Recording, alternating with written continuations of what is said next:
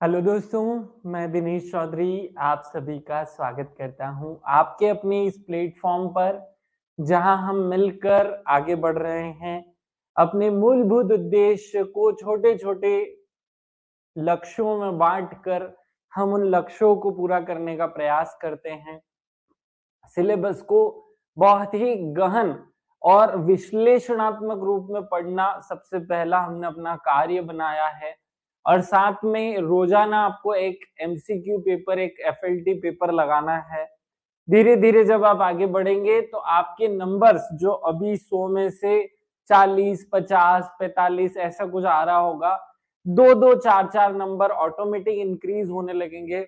जैसे ही पूरा सिलेबस आप पहली बार रिवीजन करेंगे, आपके नंबर 60 से ऊपर पहुंच जाएंगे, मतलब 60 के आसपास की रेंज में आप पहुंच जाएंगे।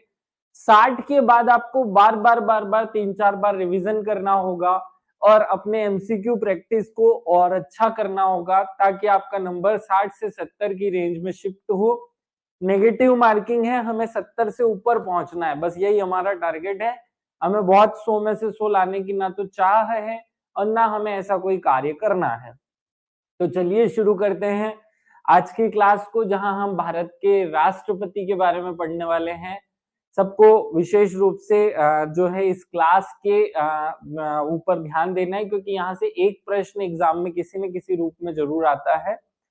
चलिए शुरू करें भगवान श्री गणेश का नाम लेकर, श्री गणेशाय नमः कहते हुए और मेरे शिक्षक सुरेश पटेल सर को याद करते हुए आप सब भी रिद्धि सिद्धि के दाता भगवान गणेश का नमन करें और अपने अपने शिक्षकों को याद करें और फिर इस क्लास को शुरू करें।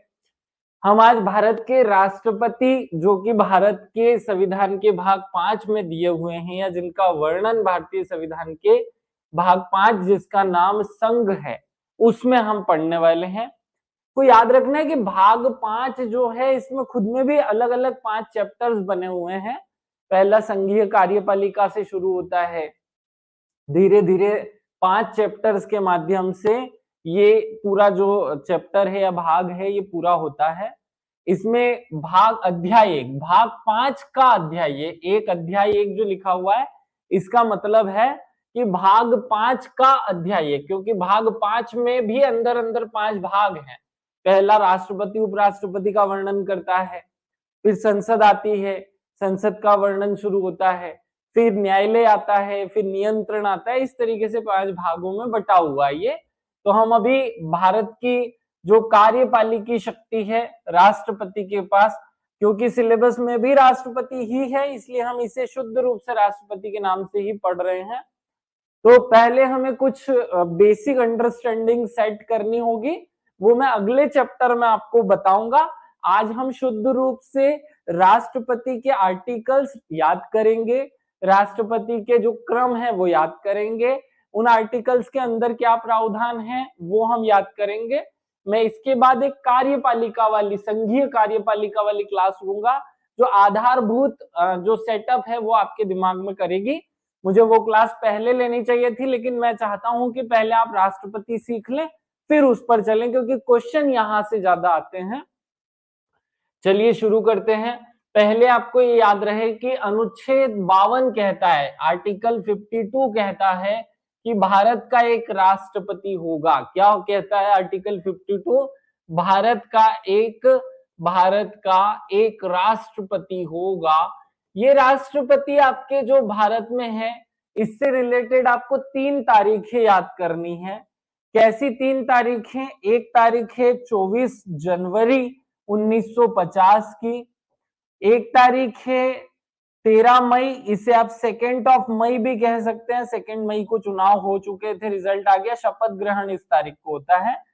तो 13 मई और 2 मई 1950 आपको याद रखना है।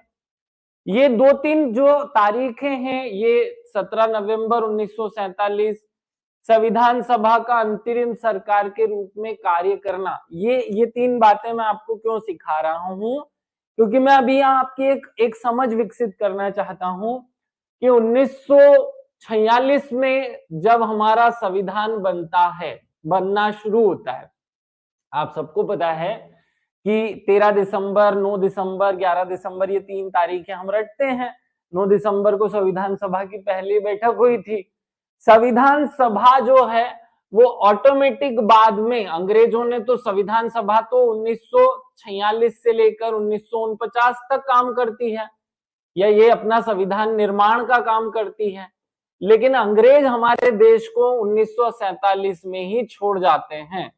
तो जब भारत में से अंग्रेजों का शासन समाप्त हो जाता है, तो जो संविधान सभा है वो संविधान सभा ही फिर सरकार के रूप में काम करना शुरू करती है। और शुरू के 2 वर्षों 47 से 50 तक, मतलब 1950 तक के जब तक हमारा संविधान लागू नहीं हो पाता, तब तक उस ड्यूरेशन में हमारे देश में शासन करने के लिए संविधान सभा जो थी, संविधान सभा, ये संविधान सभा ही अपने आप में 2 जगह बैठकें करती थी। जब ये संसद भवन में बैठक करती थी तो उसका नाम अंतरिम सरकार हो जाता था। क्या हो जाता था? अंतरिम सरकार। अंतरिम सरकार जो है उसके मुखिया जो है वो भी जवाहरलाल नेहरू थे। अंतरिम सरकार की जब बैठक होती थी तो उसके अध्यक्ष के रूप में काम करते थे जवाहरलाल नेहरू। कौन करते थे? जवाहरलाल नेहरू। और जब वही बैठक संविधान सभा के रूप में होती थी तो फिर वो राजेंद्र प्रसाद की अध्यक्षता में काम करती थी। ये एक समझ विकसित होनी चाहिए स्टूडेंट्स को कि हमारे देश में 1947 में आजादी मिल गई थी। हम 15 अगस्त 1947 को आजादी हमें मिल चुकी थी, लेकिन हमारे देश का जो पहला चुनाव है, पहला चुनाव जिसमें सांसद चुने जाते हैं, विधायक चुने जाते हैं, वो 13 मई 1952 को संपन्न होता है। तो फिर इस ड्यूरेशन से 1947 से यहां तक के बीच में एक तारीख हमारा 26 जनवरी 1950 को संविधान का लागू होना भी है। तो ये 26 जनवरी के साथ आप 24 जनवरी याद रखेंगे, क्योंकि 24 जनवरी को राजेंद्र प्रसाद ने भारत के पहले राष्ट्रपति के रूप में अपना काम करने का पदभार ग्रहण कर लिया था।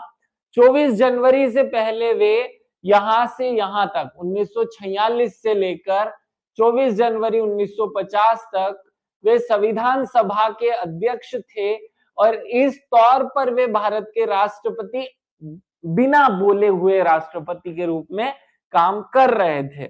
सरकार के अध्यक्ष प्रधानमंत्री होते हैं हमारे देश में, इसलिए जवाहरलाल नेहरू का इंटरप्शन था। लेकिन एक समझ विकसित करवाना चाहता हूं आप लोगों के दिमाग में कि हमें ये सेटअप जब तक याद नहीं होगा तब तक हम बहुत कीवर्ड्स टाइप के क्वेश्चंस के आंसर नहीं कर पाएंगे। भारत में पहला चुनाव तो अप्रैल और मई महीने में होता है 1952 में, और जो भारत के पहले राष्ट्रपति हैं, पहले राष्ट्रपति कौन है भारत के पहले राष्ट्रपति? तो भारत के पहले राष्ट्रपति राजेंद्र प्रसाद हैं। तो राजेंद्र प्रसाद जो हैं वो वर्सेस ऑफ केटी शाह को चुनाव में हरा करके राजेंद्र प्रसाद 54,000 वोटों से जीतते हैं, और ये भारत के पहले राष्ट्रपति बनते हैं यहां पर। लेकिन जब आप बुक पढ़ेंगे तो आपको ये पता चलेगा कि भारत के पहले राष्ट्रपति ने तो 24 जनवरी 1950 को ही अपना पद ग्रहण कर लिया था, यहीं पर वो पहले राष्ट्रपति बन गए थे। तो पहले राष्ट्रपति पहली बार 24 जनवरी 1950 को राजेंद्र प्रसाद ही बने थे, लेकिन वहां निर्विरोध हुए थे। और क्योंकि राष्ट्रपति को चुनने के लिए सांसद और विधायक चाहिए, तो सांसद और विधायक तो थे ही नहीं, तो संविधान सभा ने ही अपने में से चुन लिया था, या निर्विरोध ये चुने गए थे। ये सारी बातें निर्विरोध ये हमारे दिमाग में सेट होनी चाहिए। अगर ये नहीं है तो आपकी जो पढ़ाई है वो खोखली टाइप की सी रहेगी, आपका जो मतलब समझ है वो बहुत अच्छा नहीं माना जाएगा। सिंपल 1946 से लेकर जब से संविधान सभा बनी, जब से संविधान सभा बनती है, संविधान सभा के बनने से लेकर संविधान के लागू होने, संविधान लागू हुआ है 26 जनवरी को, लेकिन मैं तारीख ले रहा हूं 1950 24 जनवरी, यहां तक वे संविधान सभा के अध्यक्ष, संविधान सभा के अध्यक्ष के रूप में हमारे देश का शासन संचालित कर रहे थे। के अध्यक्ष के रूप में, क्योंकि संविधान सभा ही अल्टीमेटली अध्यक्ष के रूप में, क्योंकि संविधान सभा ही अल्टीमेटली हमारे देश का शासन चला रही थी, जिसे अंतरिम सरकार कहते थे। 24 जनवरी से 13 मई, या आप इसे 2 मई भी कह सकते हैं क्योंकि रिजल्ट 2 मई को आ गया था, 1952 तक वे भारत के राष्ट्रपति रहे, निर्विरोध चुने गए, निर्विरोध चुने गए। अब ये अगर बहुत सही तरीके से चुने जाते तो फिर 52 में चुनाव कराने की जरूरत ही नहीं होती।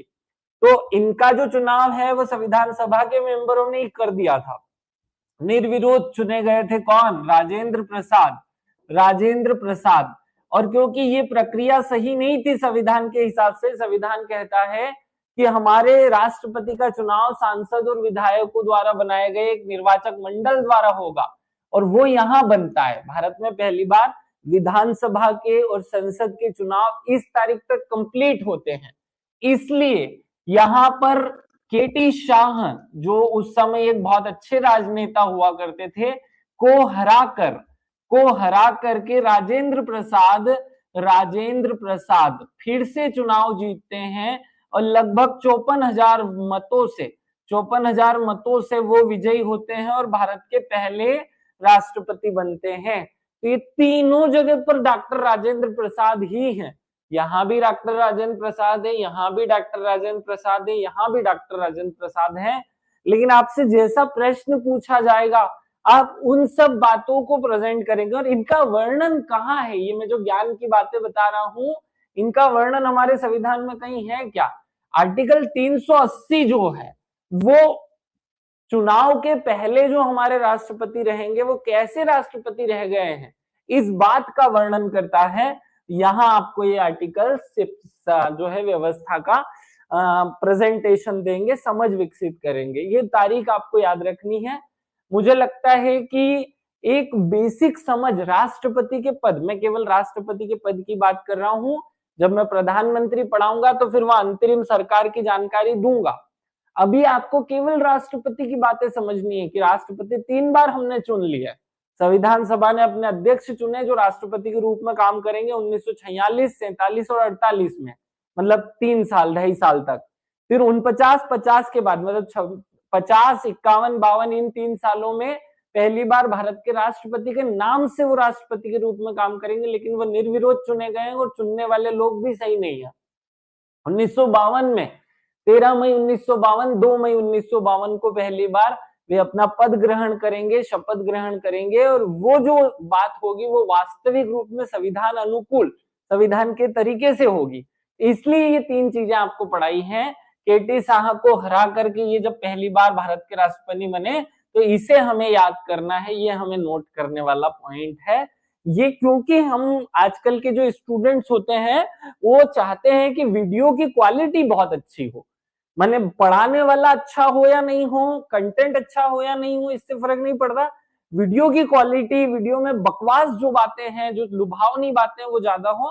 तो मैं थोड़ा सा हट करके वो जो रह जाती है बच्चों के दिमाग में कि वो बैकग्राउंड ही तैयार नहीं हो पाया है, वीडियो की क्वालिटी सुधारने के चक्कर में, अच्छी अच्छी बातें बताने के चक्कर में, वो आपको बताने की कोशिश कर रहा हूं। तो आप इसे समझने का प्रयास करेंगे। अब हम पहले भारत के राष्ट्रपति के सारे आर्टिकल्स रिपीट करके दिमाग में सेव कर लेते हैं, याद कर लेते हैं, मेमोराइज कर लेते हैं। तो मैं आपको ये रटवा देता हूं पहले, और फिर भारत के राष्ट्रपतियों की लिस्ट रटवा देता हूं। देन फिर हम चलेंगे एक एक आर्टिकल्स को डीप में पढ़ने वाले चैप्टर पर। यहीं पर इसी में हम पूरा संविधान का जो पार्ट है या राष्ट्रपति वाला जो हिस्सा है वो हम पूरा कवर करने वाले हैं। श्वेता कह रहे हैं कि 1952 में प्रेसिडेंट इलेक्शन डायरेक्ट था या इनडायरेक्ट? बेटा डायरेक्ट इनडायरेक्ट कैसा बेहुदा प्रश्न आपने ये पूछ लिया, जब मैं बता रहा हूं कि संविधान की प्रक्रिया से हुआ, तो संविधान में जो तरीका दिया होगा उसी का पालन किया होगा ना। नहीं तो जब 50 में अपन ने चुना ही है, अगर उसी पुराने तरीके से करना था तो फिर क्यों हमने 52 में चुनाव कराया? 55 में करवाते चुनाव, 52 में कराने की जरूरत ही नहीं थी। हमारा संविधान जो है वो डायरेक्ट चुनाव की बात करता है ना, कि सांसद और विधायक चुनाव करेंगे इसका, तो फिर उसी तरीके से होगा। ये तो प्रश्न ही मुझे नहीं जमा आपका। चलो अब हम आर्टिकल्स याद कर लेते हैं। आर्टिकल 52 पर आते हैं। आपको याद रखना है 52 से 62 जो है वो हमें रट करके रखने हैं कि 52 और 62 के बीच के आर्टिकल केवल और केवल राष्ट्रपति की बात करते हैं, उसके बाद भी है आर्टिकल 72 भी है, लेकिन यहां फिर एक एक दो दो जो है वो काम के हैं, आर्टिकल 111 भी है, 123 भी है, बहुत सारे आर्टिकल्स राष्ट्रपति की बातें करेंगे। लेकिन जो क्रम से हमें आर्टिकल्स याद करने हैं, एक आर्टिकल आप अपने मन से याद कर लो कि आर्टिकल 52 कहता है कि भारत का एक राष्ट्रपति होगा, भारत का एक राष्ट्रपति होगा। बस इतना सा आप याद करो, बाकी का क्रम मैं बनवाता हूं आपके दिमाग में। आर्टिकल 52 में आपने याद कर लिया। अब 53 के पीछे ये तीन जो है इसको आप फोकस करेंगे। ये तीन को मैं थोड़ा अच्छे ढंग से लिखता हूं। हम जब लिखते हैं शक्ति, तो शक्ति में 1 2 3 ये तीन शब्द आते हैं। तो आर्टिकल 53 शक्ति प्रेजेंट करता है कि राष्ट्रपति के पास कौन सी शक्ति होगी। राष्ट्रपति कार्यपालिक शक्ति धारण करेगा या राष्ट्रपति के पास कार्यपालिक शक्ति होगी, ये आपको याद करना है। आर्टिकल यहां मैं 54 लिखता हूं, इसमें ये 4 पर फोकस करना। आप 4 में आप यहां लिख दे निर्वाचन। क्या लिखें? निर्वाचन। अब देखो 1 2 3 4 इन 4 शब्दों से बना है निर्वाचन, तो आर्टिकल 54 में क्या हो जाएगा? निर्वाचन। ये याद करने का एक पैटर्न मैं आपको सिखा रहा हूं कि 52 आपने याद कर लिया, अब आप 53 मेरे तरीके से याद करें, 54 याद करें, फिर 55 पे चलते हैं। 55 में यहाँ 5 जो है उसमें याद रखना है रीति। क्या याद करना है? तरीका, पद्धति। मैं शब्द लिख रहा हूं पद्धति। ये प से 5 और ये प से पद्धति, इस तरीके से इसे रट लें अपने दिमाग में कि निर्वाचन करने का वर्णन या निर्वाचन क्या होगा, ये तो 54 में है। निर्वाचन की पद्धति, निर्वाचन की रीति, निर्वाचन का तरीका जो है वो 55 में है। फिर आते हैं आर्टिकल 56 पे। या इन दोनों शब्दों पर फोकस करें कि 5-6 साल तक उसका क्या होगा? कार्यकाल। 5-6 साल तक उसका कार्यकाल होगा। तो 5-6 साल मतलब 56 साल, 56 कर सकते हैं 5-6 को मिला करके, 5-6 साल तक उसका कार्यकाल होगा, ये आपको याद हो जाएगा। फिर 5-7, जो ज्यादा 3-5 करता है उसको 5-7 करवा देते हैं, मतलब पुनः चुन लेते हैं। तो पुनः निर्वाचन, पुनः निर्वाचन। अब देखो निर्वाचन जो है वो यहाँ 4 में था, 54 में था, पुनः ये 3 शब्द और जोड़ दिए तो 7 आ गया, तो पुनः निर्वाचन 57 में। बड़ा सिस्टमेटिक है, आपको आराम से याद कर लेना है। मैं बहुत सिस्टमेटिक आपके दिमाग में सेव करने की कोशिश करूंगा। भारत का एक राष्ट्रपति होगा, भारत का एक राष्ट्रपति होगा, ये लिखा है आर्टिकल 52 में, राष्ट्रपति होगा। ये कहाँ लिखा है? आर्टिकल 52 में। अब आर्टिकल 53 पे आइए, ये 3 पे 3 फोकस कीजिए। 3 मतलब 3 में होती है शक्तियां। क्या होती है? शक्ति। तो किसकी? राष्ट्रपति की शक्ति, मतलब कार्यपालिक शक्ति। कौन सी शक्ति है राष्ट्रपति के पास? कार्यपालिक। और वैसे भी ये कार्यपालिक 5 शब्द का है और ये शक्ति जो है वो 3 शब्द का है, तो इस 5 पर 3 लगाएंगे तो 53 बन जाएगा, कार्यपालिक शक्ति हो जाएगी। अब आते 54। 54 में लिखा है राष्ट्रपति का निर्वाचन। क्या लिखा है? राष्ट्रपति का निर्वाचन। अब आप चाहें तो इसे इस तरीके से केवल इस 4 से जोड़ लें। 4 शब्द का है निर्वाचन, 1 2 3 4, ये 4 हो गया। ये राष्ट्रपति 5 शब्द का होता है, 1 2 3 4 5, तो ये 54 पर हो गया निर्वाचन।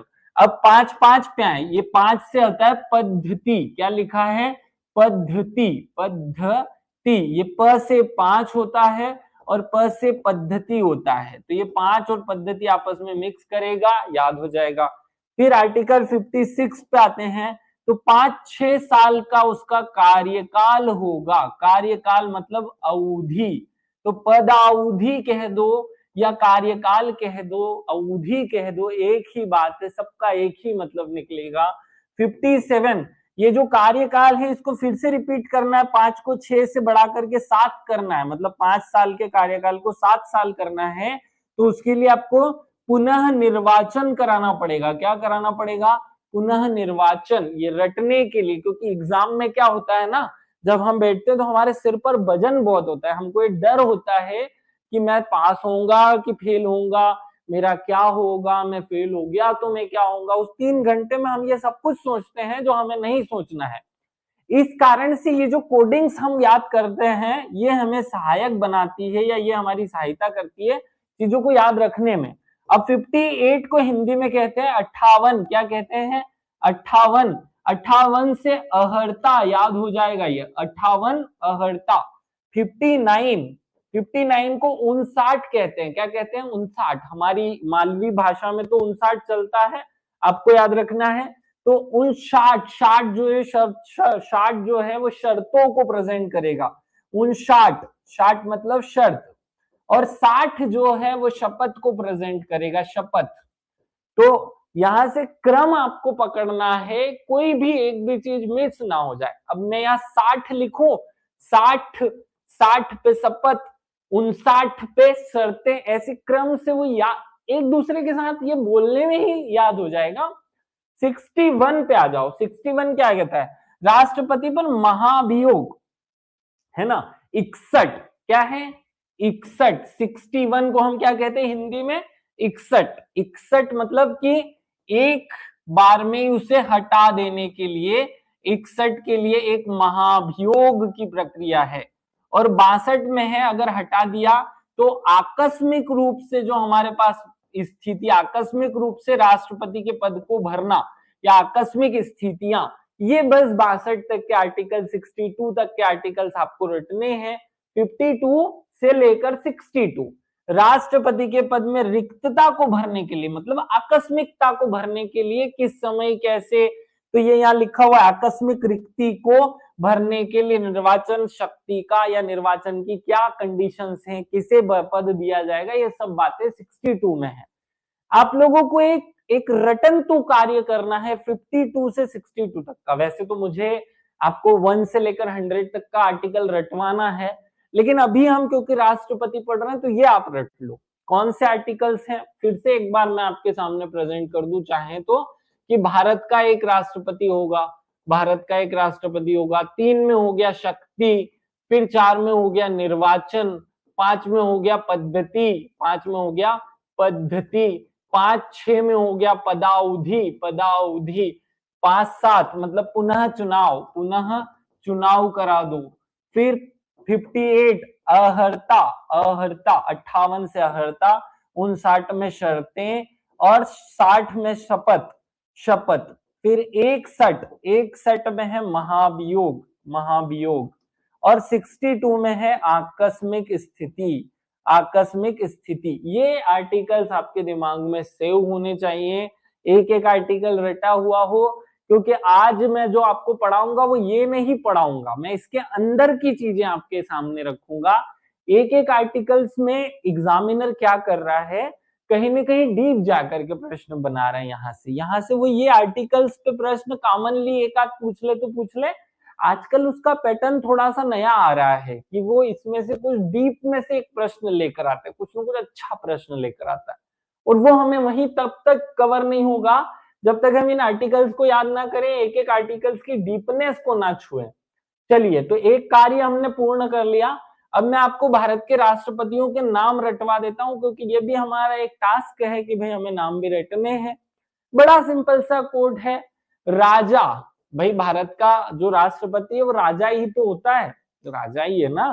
तो राजा राधा, राजा राधा जाकर गिरे, राधा और राजा या राजा राधा जाकर गिरे फखरुद्दीन रेड्डी की जेल में। किसकी जेल में? फखरुद्दीन रेड्डी की जेल में। ये आपको याद रखना है, इतना आप पहला वर्ड याद कर लें, राजा राधा जाकर गिरे फखरुद्दीन रेड्डी की जेल में। किसकी जेल में?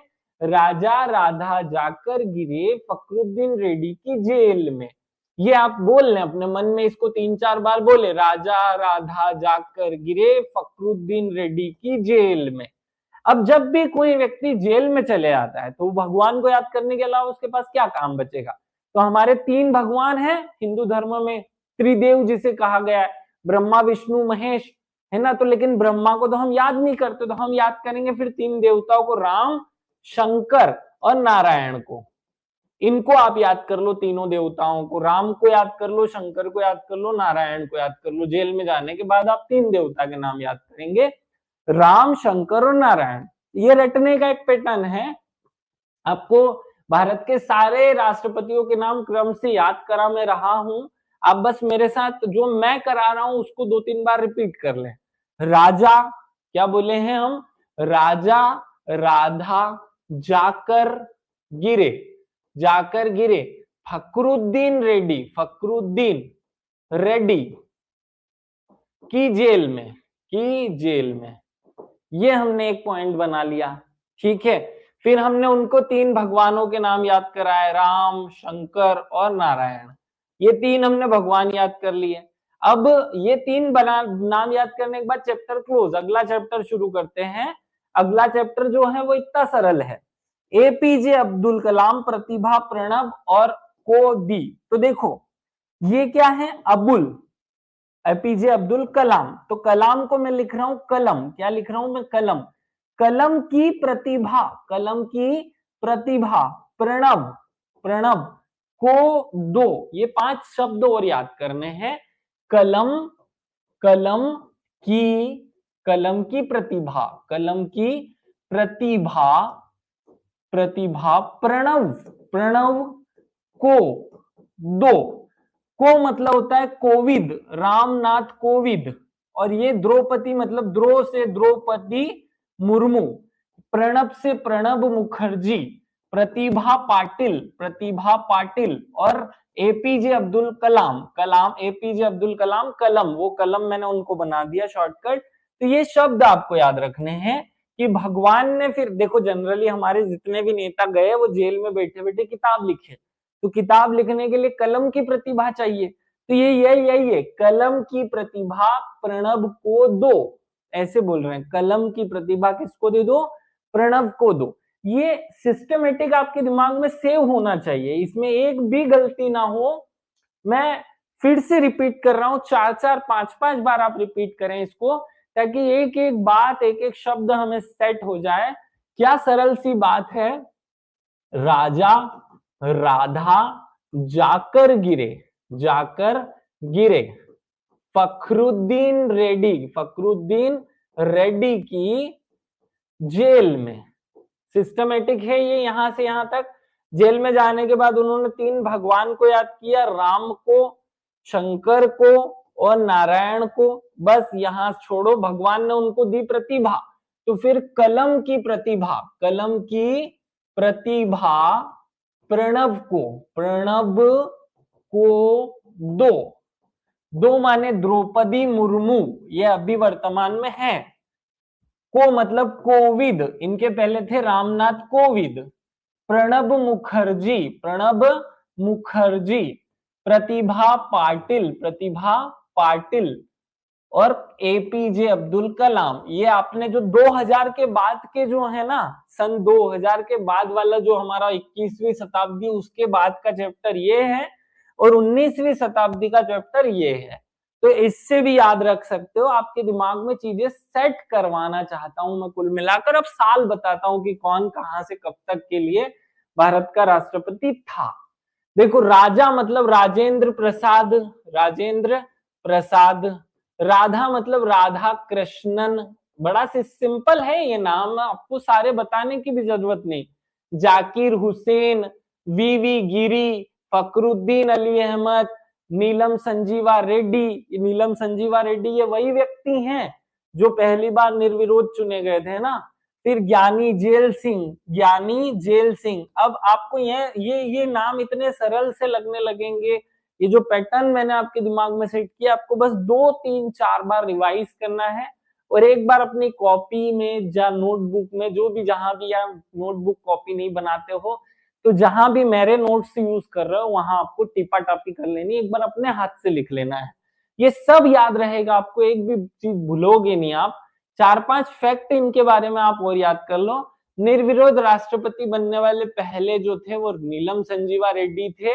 अब आपने राजेंद्र प्रसाद का नाम क्यों नहीं लिया? क्योंकि 26 जनवरी 24 जनवरी 1950 को, क्योंकि उनका चुनाव संविधान सभा ने किया था, निर्वाचक मंडल ने नहीं किया था। राजेंद्र प्रसाद 2 बार बने, अभी तक किसी पर भी महाभियोग नहीं लगाया गया है। 2 राष्ट्रपति ने अपूर्ण कार्यकाल किया या जिनका निधन हो गया। तो 2 जो मुस्लिम नाम हमारे राष्ट्रपतियों के हैं, एक तो जाकिर हुसैन और फखरुद्दीन अली अहमद। फखरुद्दीन अली अहमद, ये दोनों के दोनों जो नाम हैं मुस्लिम नाम है। बाद में एपीजे अब्दुल कलाम आएंगे तीसरे मुस्लिम नाम, लेकिन वो आप नाम उनको इस वाली रेंज में मतलब। तो 2 अपूर्ण कार्यकाल में या बीच में ही जिनका निधन हो गया वो 2 नाम कौन से हैं। तो आप इस तरीके से हिंट कर दिया दिमाग को, हमने वो याद कर लेगा। एक बार भारत के उच्चतम न्यायालय को जो कि सीजे थे, सीजे माने चीफ जस्टिस ऑफ इंडिया, उनको कार्यवाहक राष्ट्रपति बनना पड़ा। ये प्रश्न आपको आंसर करना है। जो भी बच्चा कमेंट करके बताएगा उसको सबसे पहले चॉकलेट मिलेगी। 10 सेकंड का टाइम है केवल, कि 10 सेकंड में अगर आपने एक कमेंट कर दिया कि कौन, अब 10 सेकंड में नहीं भी कर पाओ तो कमेंट जरूर किया करो, इससे कॉन्फिडेंस बनता है, इससे आपको पता चलता है कि हाँ मैं हूं। इन सब 25 बच्चे जो क्लास में बैठे हैं उनमें से मुझे याद है। ये भाव जब आप में आता है तो धीरे धीरे धीरे धीरे हम चीजें कवर करने लगते हैं, हम चीजें पार्टिसिपेट करने लगते हैं, हम प्रश्न पूछने में नहीं झिझकते। प्रश्न सही हो। मोहम्मद हिदायतुल्लाह। समीना हो गए थोड़े से लेट, लेकिन ठीक है, चलो कमेंट तो किया। चलो 2-3 बच्चों के कमेंट आ जाएंगे। मोहम्मद हिदायतुल्लाह, वेरी गुड, बहुत अच्छे से आंसर कर रहे हो बच्चा। भारती, आपका भी आंसर ठीक ठाक है। अब यहां से हमारी यात्रा शुरू होती है एक एक आर्टिकल को पढ़ने की, है ना। अंकिता का भी मैसेज आया, बहुत सारे बच्चों के आने चाहिए। मैं चाहता हूं कि इस क्लास में जितने बच्चे हैं वो सब कमेंट करें। कुछ तो सुमड़े बैठे ही रहते हैं, कभी कमेंट नहीं करते, उनको कोई मतलब नहीं। अब हम यहां से आगे की कहानी शुरू करते हैं। आर्टिकल 52 तो कहता है कि भारत का एक राष्ट्रपति होगा और उससे ज्यादा उसकी व्याख्या भी नहीं है, इतना ही है उसमें। आर्टिकल 53 जो है वो कहता है कि भारत का राष्ट्रपति संघ की कार्यपालिका का प्रमुख होगा, या जो संघ की कार्यपालिका शक्ति है वो राष्ट्रपति में निहित होगी। तो इसके अंदर जो बातें लिखी हुई है इनको पढ़ो। आज पहली बार मैं आपके सामने इन आर्टिकल्स के अंदर छुपी हुई बातें रखूंगा। मुझे पता है कि अभी तक आपने 5-5, 10-10 साल तैयारी कर ली होगी, कोई पहले साल होगा, कोई 5 साल होगा, लेकिन हम इन आर्टिकल्स की डीपनेस पे नहीं जाते हैं। तो अब उनको एक बार जा करके देख लें, क्योंकि प्रश्न यहां से बनते हैं।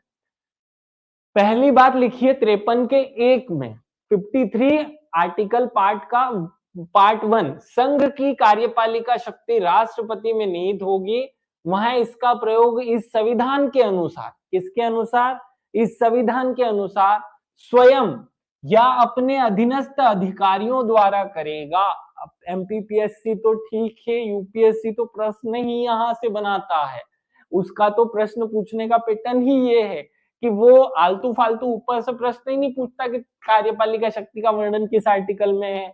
वो यहां जाकर के प्रश्न पूछता है कि संविधान की शक्तियों का प्रयोग राष्ट्रपति कर सकता है स्वयं, अपने अधीनस्थ अधिकारियों के द्वारा, मंत्री परिषद की सहायता से। इस तरीके से 2-3 ऑप्शन बना करके वो प्रश्न पूछेगा। तो ये आपको याद रखना है, यहां लिखा हुआ ये पूर्वगामी उपबंध की व्यापकता पर प्रतिकूल प्रभाव डाले बिना, मतलब इस बात पर उल्टा प्रभाव डाले बिना संघ के रक्षा बलों का सर्वोच्च समादेश राष्ट्रपति में निहित होगा।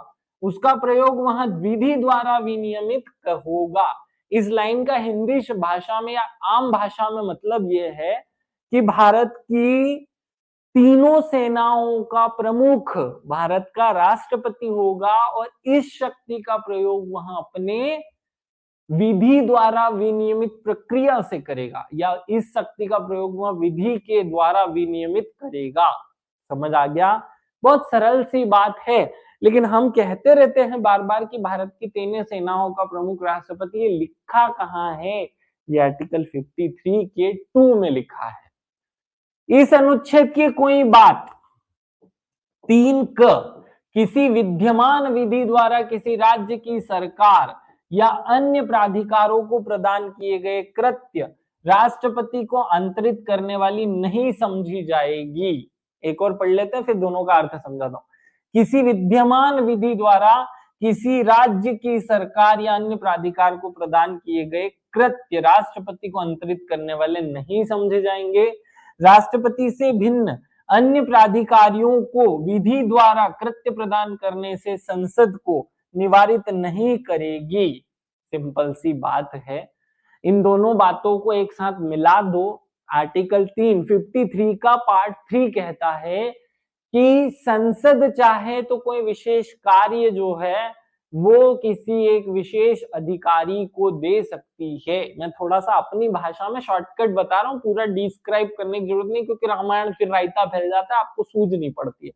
ये 3 बातें आपके दिमाग में जो है सेट करनी है, बहुत छोटी छोटी सी बातें हैं, आपके दिमाग में एक एक वर्ड के साथ इनको सेट करो, ताकि अब हम प्रीलिम्स परीक्षा में यहां से 5th यूनिट हमारी एक भी क्वेश्चन देखो, हमें पता है कि एमपीपीएससी जो है अजीब गरीब कारनामे करेगा 9th यूनिट में। कंप्यूटर वाली जो यूनिट है वहां एआई या आर्टिफिशियल इंटेलिजेंस, इंटरनेट, इसका कोई ना कोई ऐसा चमत्कारिक प्रश्न लेकर आएगा कि मैंने अपने बाप जमाने में कभी नहीं पढ़ा होगा। हमें पता है वो वहां ला सकता है ना। वो करंट अफेयर्स वाली जो 8th यूनिट है वहां ऐसा कोई जमाने का प्रश्न लेकर आएगा जिस पर हम जीवन में कभी गौर नहीं कर सकते। हम नहीं ये आइडिया लेकर के बैठे नहीं है कि हम ये पढ़ लें 100 में से 100, वहां हम नहीं कर सकते। लेकिन ये जो 5th यूनिट है इसमें हम पूरा कवर कर सकते हैं, इसमें एक भी प्रश्न आपका ना छूटे। भाई इतिहास में भी चांस है कि वो खोदकार करके वो हड़प्पा की जमीन में से एक आध मुर्दा गड़ा हुआ निकालेगा और पूछेगा कि उसमें हड्डियां टोटल कितनी है, हम नहीं कवर कर पाएंगे। संविधान से आज तक का इतिहास ये रहा है कि अगर आप बहुत मेहनत करके गए तो मैं मेंस मुख्य परीक्षा में 200 से पार कर चुका हूं इस पेपर में, तो यहाँ प्रीलिम्स में भी हम उतना कवर कर चुके हैं। 300 में से 200 पार करना बड़ा मुश्किल होता है, लेकिन ये पेपर ऐसा होता है कि जहां हम पार कर सकते हैं, इसलिए आपको सलाह देता हूं कि यहाँ खूब पढ़ करके जाना है। सर कमेंट थोड़ा लेट डिलीवर होता है शायद। हाँ ठीक है बेटा, कोई दिक्कत नहीं। हम इस राष्ट्रपति के बारे में बेसिक इंफॉर्मेशन सारी पढ़ लें, फिर मैं आर्टिकल्स पे वापस आ रहा हूँ। आर्टिकल 53 के बाद 54, 55 सब आर्टिकल्स डीप में पढ़ाऊंगा। राष्ट्रपति का निर्वाचन अप्रत्यक्ष रूप से होता है। अप्रत्यक्ष रूप से होता है का मतलब क्या है कि हमारे देश की जनता जो है वो वोट नहीं डालती, हमारे देश की जनता वोट नहीं डालती, वो अपने प्रतिनिधि जो हैं वो खड़े करती हैं, और जनता के प्रतिनिधि हैं विधायक और सांसद। तो ये सांसद और विधायक जो हैं वो चुनाव में वोट डालते हैं, ये प्रत्यक्ष रूप से वोट डालेंगे, ऐसा नहीं कि ये भी अप्रत्यक्ष रूप से। जनता अप्रत्यक्ष है और विधायक सांसद प्रत्यक्ष है। ये एक व्यक्ति का चुनाव करेंगे जो अंततः भारत का महामहिम राष्ट्रपति कहलाएगा। दिमाग में इस बात को सेट कर लो। अगर एग्जाम में प्रश्न आता है कि भारत के राष्ट्रपति का चुनाव होता है अप्रत्यक्ष रूप से, ऐसा कहना है, भले ही से हमें याद है कि सांसद और विधायक तो वोट डालते हैं, लेकिन वो जनता के प्रतिनिधि हैं, वो जनता नहीं है, इसलिए अप्रत्यक्ष कहलाना है। निर्वाचन एक निर्वाचक मंडल द्वारा किया जाएगा। अभी आर्टिकल्स पे आऊंगा, 54 में ये लिखा हुआ है, लेकिन अभी हम यहां समझें। भारत के राष्ट्रपति के निर्वाचक मंडल में कौन कौन होगा, तो हमारे संसद के दोनों सदनों के निर्वाचित सदस्य, यहाँ शब्द क्या लिखा है, संसद के दोनों सदनों के निर्वाचित सदस्य। निर्वाचित का मतलब हुआ जिसे जनता ने चुनकर भेजा है, जो मनोनीत किए गए हैं वो यहाँ पर शामिल नहीं किए जाएंगे, क्योंकि हमें पता है राष्ट्रपति राज्यसभा में 12 सदस्यों को मनोनीत करता है, लोकसभा में 2 सदस्यों को मनोनीत करता है। तो वो मनोनयन वाला जो व्यक्ति है वो राष्ट्रपति के चुनाव में भाग नहीं लेगा, क्योंकि वो चुना ही राष्ट्रपति द्वारा गया है, तो वो बायस जो होगा, जिसने चुना उसी को वोट देगा, इसलिए उसको पहले ही हटा दिया, और वो जनता का प्रतिनिधि भी नहीं है। राज्य विधानसभाओं के निर्वाचित सदस्य, क्योंकि हमें पता है कि हमारी विधानसभाओं में भी जो है मनोनीत सदस्य होते हैं, इसलिए केवल निर्वाचित वालों को, क्योंकि वो जनता के प्रतिनिधि हैं, जनता का प्रतिनिधि निर्वाचित है, जो निर्वाचित नहीं वो जनता का प्रतिनिधि कैसे हुआ, तो इसलिए केवल निर्वाचित निर्वाचित निर्वाचित शब्द आपको सब जगह मिल रहा है। दिल्ली एवं पुदुचेरी की विधानसभाओं के निर्वाचित सदस्य, संसद के दोनों सदनों के निर्वाचित सदस्य, विधानसभाओं, जितनी भी विधानसभा है, नाम नहीं लिखे हैं, लेकिन राज्यों की विधानसभा, जितने भी राज्य हैं, अब भले ही से यहाँ जम्मू कश्मीर को तोड़ करके हम राज्य बना रहे हैं, तो जो भी राज्य बन रहा है, जहां भी विधानसभा है, उसके सदस्य यहाँ होंगे। ये प्रश्न में उलझे नहीं। अगर ये प्रश्न यूं हो कि पहले तो जम्मू कश्मीर केंद्र शासित प्रदेश के रूप में हम करते थे, अब तो वहां विधानसभा बन गई है, तो जम्मू कश्मीर जो पहले राज्य था, अब केंद्र शासित प्रदेश के रूप में उसका जो है वो विघटन करके दो अलग अलग चीजें बन गई।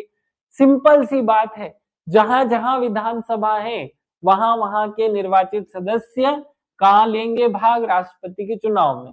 दिल्ली और पुदुचेरी के विधानसभा के निर्वाचित सदस्य 70वें संविधान संशोधन 1992 द्वारा 1 जून 1995 से ये प्रावधान लागू हुआ है। कौन सा प्रावधान? ये वाला प्रावधान। किसी राज्य की सभा विघटित हो, जैसे अभी कुछ समय तक तो बहुत सारे, जैसे मणिपुर में अभी राष्ट्रपति राज्यपाल शासन राष्ट्रपति शासन चल रहा था, और बीच में मान लो हमारे राष्ट्रपति जी का चुनाव आ जाए, तो ऐसा लिखा हुआ है एक आर्टिकल में 54 में कि अगर भारत के राष्ट्रपति का चुनाव हो रहा हो और किसी राज्य की विधानसभा विघटित हो या कोई गड़बड़ चल रही हो, वहां उसमें चुनाव चल रहे हो, कुछ भी हो रहा हो, तो वह राष्ट्रपति के चुनाव में भाग नहीं ले पाएगी।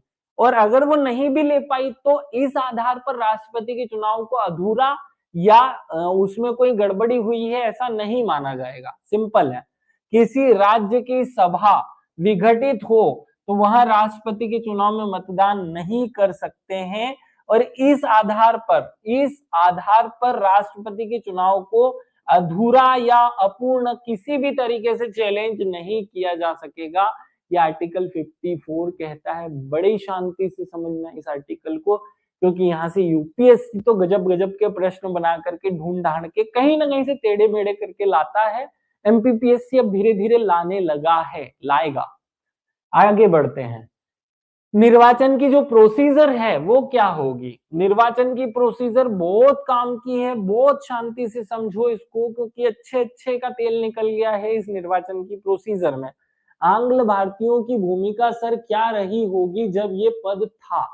देखो बेटा, आंग्ल भारतीय जो है वो एक मनोनीत किया जाने वाला पद है, इसलिए आंग्ल भारतीयों को भारत के राष्ट्रपति के चुनाव में भाग लेने का हक ही नहीं है। हाँ, अगर वो किसी सांसद के चुनाव के रूप लड़ करके आगे आए, है आंग्ल भारतीय, लेकिन चुनाव लड़ करके आया तो मत करेगा। अगर उसका मनोनयन हुआ है, हमारे विधानसभा लोकसभा सब में ये प्रावधान था, अब तो नहीं है, हटा दिया उसको अब। लेकिन हमारे यहाँ ये जो सिस्टम था कि एक आंग्ल भारतीय को मनोनीत किया जाएगा, तो अगर वो मनोनीत है तो वो चुनाव में भाग नहीं लेगा। और अगर वो कहीं से मान लो इंदौर से कोई चुनाव लड़ ले, भोपाल से कोई चुनाव लड़ ले, आंग्ल भारतीय यहाँ थोड़े दिन से रह रहा है और चुनाव लड़ ले, तो वो भारत का फिर निर्वाचित व्यक्ति हो गया। जो निर्वाचित है वो भाग लेगा। कुल मिला के अगर सरल सा शब्द है कि आंग्ल भारतीय उसमें भाग लेगा कि नहीं राष्ट्रपति के चुनाव में, तो नहीं लेगा। सिंपल सा बात। निर्वाचन की प्रोसीजर क्या होगी? राष्ट्रपति के निर्वाचन में विभिन्न राज्यों का प्रतिनिधित्व समान हो, क्योंकि उत्तर प्रदेश खूब बड़ा राज्य है। उत्तर प्रदेश इतना बड़ा है कि वहां 22 करोड़ जनसंख्या है, और मध्य प्रदेश 7.5 करोड़ वाला राज्य है। और छोटे मोटे राज्यों की तो मैं बात ही नहीं करूं, उनकी छोड़ी दो। यहाँ भी देखो कितना मध्य प्रदेश अपने आप में खूब बड़ा, और उत्तर प्रदेश उसका भी बापा रखा है। तो इससे 3 गुना ये राज्य है। 7 का 3 गुना 21 करोड़, 22.5 करोड़ बनता है लगभग, उसके पास इतनी जनसंख्या है। अब दोनों को समान करना है, तो ऐसी स्थिति में संघ और राज्य के मध्य, मतलब सांसद के मत का वैल्यू और विधायक के मत का वैल्यू, और उसके बाद अलग अलग राज्यों में जो विधायक है उनके वोटों का वैल्यू भी एक जैसा हो, इसलिए क्या किया जाए? तो इसलिए ये 2 फॉर्मूले बनाए गए। मध्य प्रदेश की जनसंख्या, उसमें विधायक का मूल्य निकालना है। क्या करना है? हमारे एक विधायक द्वारा डाले गए, मध्य प्रदेश के एक विधायक द्वारा डाले गए मत का मूल्य क्या होगा? बड़ा सिंपल है। मध्य प्रदेश की जनसंख्या लिख दो यहाँ। खैर ये 1981 की जनसंख्या लिखनी है, अभी वाली नहीं, क्योंकि ये फॉर्मूले में वही सेट, सॉरी 71 की जनसंख्या 84वें संविधान संशोधन द्वारा 1971 की जनसंख्या को आधार बनाना। यहाँ आप 2011 की जनसंख्या नहीं लिखोगे, क्योंकि 2011 की जनसंख्या के लिए अभी चल रहा है, वो प्रोसीजर अलग है। 2011 की जनसंख्या लिखनी नहीं है, यहाँ आपको लिखनी है 1971 में मध्य प्रदेश की जो जनसंख्या थी वो। अब यहाँ आ जाओ आप, यहाँ फॉर्मूले में वो जनसंख्या लिखो। जनसंख्या में टोटल आपके पास विधायक कितने हैं, 230 हैं, वो लिखो। तो ये जो वैल्यू आएगी वो वैल्यू बहुत बड़ी होगी। इसको छोटा करने के लिए इसमें 1000 का भाग लगा दो, बस। ये जो वैल्यू है वो मध्य प्रदेश के एक विधायक की वैल्यू है। ये एक चीज हो गई। अब यहाँ आ जाओ, हमें सांसद के मत का मूल्य निकालना है। अगर आपको समझ नहीं आ रहा हो, मैं थोड़ा जल्दी कर गया हूं तो आप समझ लें, फिर से बोल देता हूं। विधायक के मत का मूल्य, मत का मूल्य, भैया हमारे विधायक जो मध्य प्रदेश, हर राज्य के विधायक का मूल्य अलग अलग निकालना है आपको एक फॉर्मूला लगा करके। उस राज्य की जनसंख्या, राज्य की जनसंख्या, तो ये राज्य की जनसंख्या मान लो यूपी है, तो उस टाइम पे 71 में जो उसकी जनसंख्या रही वो लिख दो, बटे में उसके यहाँ 404 है विधायक, 404 लिख लो। इससे इसको भाग लगाएंगे और जो भी वैल्यू आएगी वो संख्यात्मक रूप से बड़ी है, इसलिए उसमें 1000 का भाग लगा दो, तो थोड़ी छोटी वैल्यू आ जाएगी 20-50 ऐसी, इसलिए ये 1000 का भाग लगा रहे हैं, और कोई लेना देना नहीं है। क्योंकि हम कैलकुलेशन बहुत बड़े बड़े अंकों से करें, उससे अच्छा सब में 1000 का भाग लगा करके करो। अब हम आते हैं सांसद का मूल्य, सांसद के मत का मूल्य, मत का मूल्य। अब सांसद तो मध्य प्रदेश के नहीं होते, वो तो सबके होते हैं, इसलिए सांसद का मत मूल्य सबका एक साथ निकालना है। अब देखो ध्यान से, पहले हमने विधायकों के मतों का मूल्य निकाल लिया, अब हम सांसद के मत का मूल्य कैसे निकालेंगे। ये मध्य प्रदेश के विधायक का मूल्य, ये राज्य छत्तीसगढ़ के, यूपी के विधायक का मत मूल्य, ये सीजे छत्तीसगढ़ के विधायक का मूल्य, ये गुजरात के, ये अंडमान के, ये सब जगह के विधायकों के मतों का मूल्य, बटे में हमारे पास जितने राज्यसभा के सदस्य हैं, राज्यसभा में हमारे पास 243 सदस्य होते हैं, और विधानसभा लोकसभा में हमारे पास 545 जो सदस्य होते हैं। अब इसमें से 12 घटा लो, है ना, थोड़ा मैंने ज्यादा लिख दिया है, तो 238 थे अभी पिछली बार के चुनाव में, तो ये हमें जोड़ना है। अब देखो हो सकता है उसमें से 2-4 मरमुरा गए हो, तो यह संख्या बदल जाएगी, कम हो जाएगी, है ना। तो ये इनका टोटल वैल्यू बटे एक सांसद, जो सारे सांसद हैं उनकी संख्या, ये आपको यहाँ लिखनी है इस तरीके से। आपका लोकसभा के सदस्य, राज्यसभा के सदस्य नीचे आ जाएंगे, मध्य प्रदेश के विधायक का मूल्य, छत्तीसगढ़ के विधायक का मूल्य, यूपी के विधायक का मूल्य, जो भी वैल्यू आएगी उसमें 1000 का भाग लगा देंगे, ताकि वैल्यू कम हो जाए, उस संख्या का मान कम हो जाए, बस इतना करने के लिए है ये। तो आप शायद इतनी देर के बाद ये सीख गए हैं, थोड़ी सी बेसिक अंडरस्टैंडिंग है रे, कि विधायक का मत मूल्य कैसे निकालेंगे, उस राज्य की जनसंख्या, कौन सी वाली जनसंख्या, 1971 वाली, ये अभी 2026 तक के लिए फिक्स कर दिया गया था कि भाई जो जनसंख्या है वो 1971 की लेनी है। 2026 क्योंकि इस साल आ गया है, तो अब चेंज होगा, अब जो जनसंख्या है उसकी वैल्यू चेंज होगी। इसीलिए तो इस साल तमिलनाडु में बहुत सारे उठापटक सी चल रही है, बहुत कुछ चल रहा है, सीटों की संख्या कम ज्यादा करनी है ना, कि हर एक राज्य का वैल्यू बराबर बराबर फिर से हो, इसलिए ये सब कुछ चल रहा है नाटक। वो हम आर्टिकल 82 की जब बात करेंगे तो उसमें समझेंगे। 84वें संविधान संशोधन 1971 को जनसंख्या का आधार बनाएंगे और उस आधार पर सांसद और विधायक का मत का मूल्य निकालेंगे।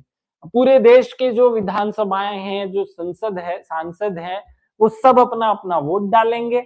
उसके बाद कौन व्यक्ति जीतेगा, तो यहाँ आ जाओ, यहाँ लिखा हुआ है अनुपातिक प्रतिनिधित्व। हमारे यहाँ सिस्टम ये बनाया गया है कि भारत के राष्ट्रपति के चुनाव के लिए एक प्रक्रिया है, उसका नाम है अनुपातिक प्रतिनिधित्व की एकल संक्रमणीय मतदान पद्धति, ऐसा नाम है उसका, इतना बड़ा नाम है, अनुपातिक प्रतिनिधित्व की एकल संक्रमणीय मतदान पद्धति। इसका क्या मतलब है, इसमें दो शब्द है, अनुपातिक प्रतिनिधित्व और एकल संक्रमणीय। तो अनुपातिक प्रतिनिधित्व का मतलब है कि निश्चित मत का भाग, कोटा निर्धारित होना।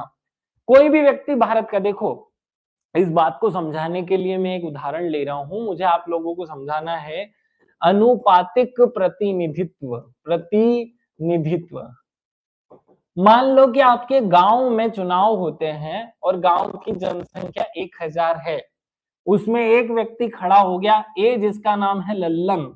लल्लन जो है चुनाव में खड़ा होता है। एक कल्लन खड़ा हो जाता है, कल्लन। एक और कोई जिसका नाम है श्याम, वो भी खड़ा हो जाता है। एक डीके खड़ा हो जाता है। ये 4 लोग चुनाव में खड़े हो जाते हैं। गांव है जिसकी जनसंख्या 4।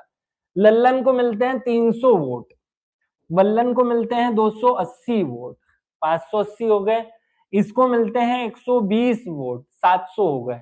और इसको भी मिलते हैं 290 वोट, इसको 310 कर दो। फिर अब यहां कौन व्यक्ति चुनाव जीतता है?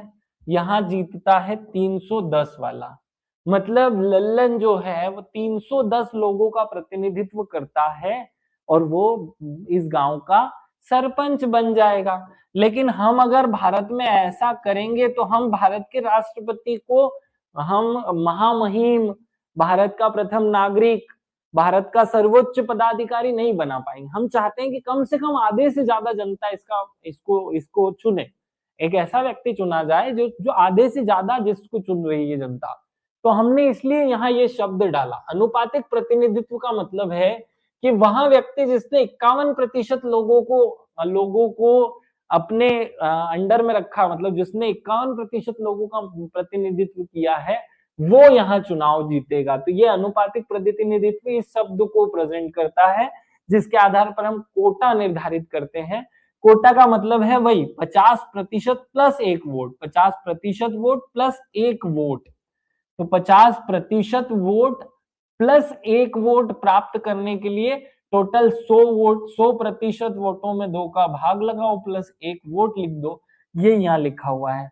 कुल वेद मतों का 1 बाय 1, ये इस तरीके से 2 प्लस 1 है ना, इस तरीके से ये कोटा निर्धारित कर दिया कि जो व्यक्ति 51% का प्रतिनिधित्व करेगा, इस लल्लन जैसा नहीं होना चाहिए। यहाँ क्या हुआ, लल्लन वो है जो केवल 310 लोगों का जो है प्रतिनिधित्व कर रहा है, लेकिन वो 1000 का राजा बनेगा। हम यहाँ चाहते हैं कि नहीं, राष्ट्रपति अगर चुनना है तो कम से कम 501 वोट उसके पास हो। उस व्यक्ति को बनना है जो 501, इसलिए अनुपातिक प्रतिनिधित्व शब्द बनाया गया। अब आते हैं एक और शब्द है एकल संक्रमणीय। तो 501 करे कैसे? करने की जो पद्धति है, करने की जो पद्धति है उसे एकल संक्रमणी कर दिया कि एक व्यक्ति जो वोट डालने आएगा वो केवल लल्लन को वोट नहीं देगा, वो अपना रिफरेंस देगा कि मैं सबसे पहले तो लल्लन को अपना सरपंच बनाना चाहता हूं, लल्लन नहीं तो फिर मैं इसको श्याम को अपना बनाना चाहता हूं, फिर मैं इसको बनाना चाहता हूं। लेकिन वोट तो आपको सबको देना है, वरीयता क्रम देना है, वोट नहीं डाल रहे हैं आप वरीयता क्रम निर्धारित करेंगे कि सबसे पहले मैं इसको बनाना चाहता हूं, दूसरे नंबर पे इसको, तीसरे नंबर पे इसको बनाना चाहता हूं। इसमें जो सबसे कम नंबर लाएगा उसके वोट फिर इन तीनों में बांट दिए जाएंगे। लेकिन एक तो तरीका यह है कि हम इन तीनों को 50-50 बांट दें, 40 इसको दे दें, 40 इसको दे दें, 40 इसको दे दें।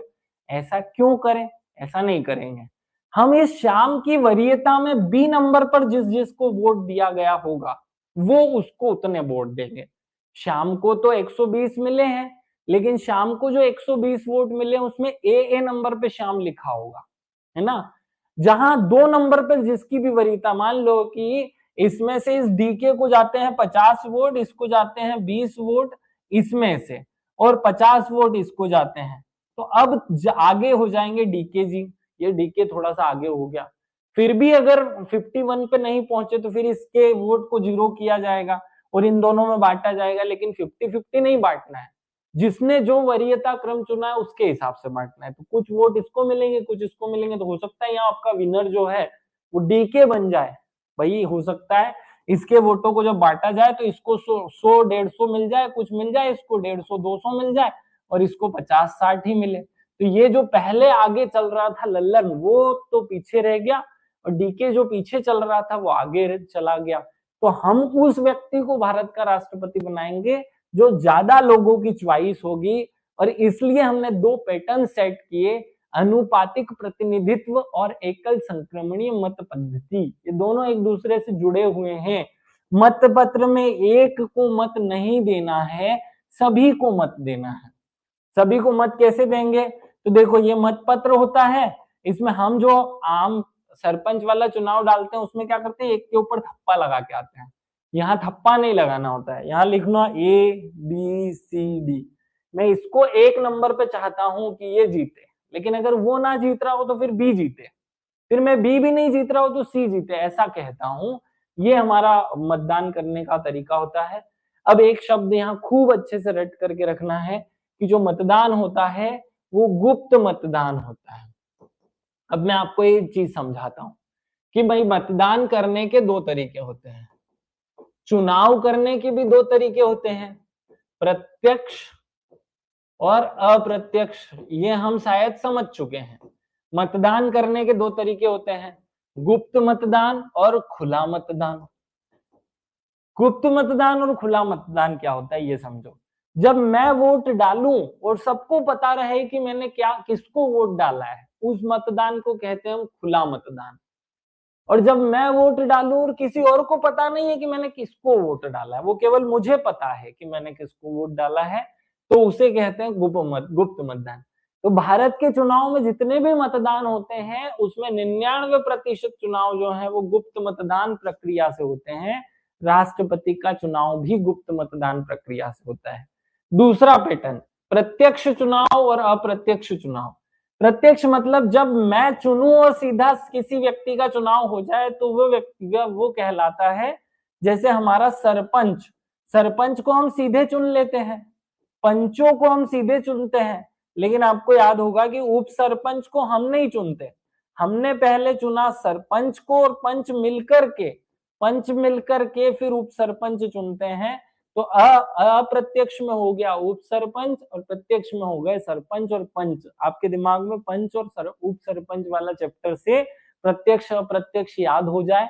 गुप्त और खुला मतदान अलग से मैंने आपको समझा दिया है। अब आगे बढ़ते हैं और अगले शब्दों पर चलते हैं, अगले कुछ और बातों को। भारत के राष्ट्रपति को चुनाव जीतने के लिए क्या अर्हताएं होनी चाहिए? वो चुनाव में खड़ा होगा ना, तो कौन खड़ा हो सकता है, कौन भारत का राष्ट्रपति बन सकता है? तो 2 प्रकार की अर्हता है, कौन बन सकता है, कौन खड़ा हो सकता है। देखो, भारत का नागरिक हो, सिंपल सा पहला पॉइंट, 35 वर्ष की आयु पूर्ण कर चुका हो, लोकसभा का सदस्य होने की योग्यता रखता हो, अर्हता रखता हो। अर्हता शब्द का मतलब हिंदी में होता है योग्यता ही। योग्यता लिखते तो थोड़ा कंफ्यूजन हो जाता है, इसलिए सही शब्द लिखा अर्हता, संविधान बनाने वालों ने, एलिजिबिलिटी। 35 वर्ष की आयु पूर्ण कर ली हो, भारत का नागरिक हो, भाई भारत का नागरिक हो, 35 वर्ष की आयु पूर्ण कर ली हो, लोकसभा का सदस्य बनने का की योग्यता रखता हो, लाभ के पद पर नहीं हो। क्या लिखा है? लाभ के पद पर ना हो। बस ये 4 बातें हैं जो हमारे भारत के राष्ट्रपति के पद पर पहुंचने के लिए जरूरी है। अर्हता में तो ये 4 ही बातें हैं। चुनाव में खड़े होने के लिए ये अलग बातें हैं, ये है जिनमें नामांकन के लिए आपके पास ये चीजें होनी चाहिए। आप उसका पर्चा ही तब भर पाओगे जब आपके पास कुछ सपोर्टर्स, कुछ चीजें होंगी। क्या चीजें होंगी? 50 प्रस्तावक होंगे, 50 प्रस्तावक और 50 अनुमोदक सांसद होने चाहिए। रिजर्व बैंक को आप 15,000 रुपए जमा करवाएंगे, ये चुनाव जीतने के बाद आपको मिल जाएंगे, लेकिन अगर लड़ना है तो 15,000 रुपए जमा करवाओ।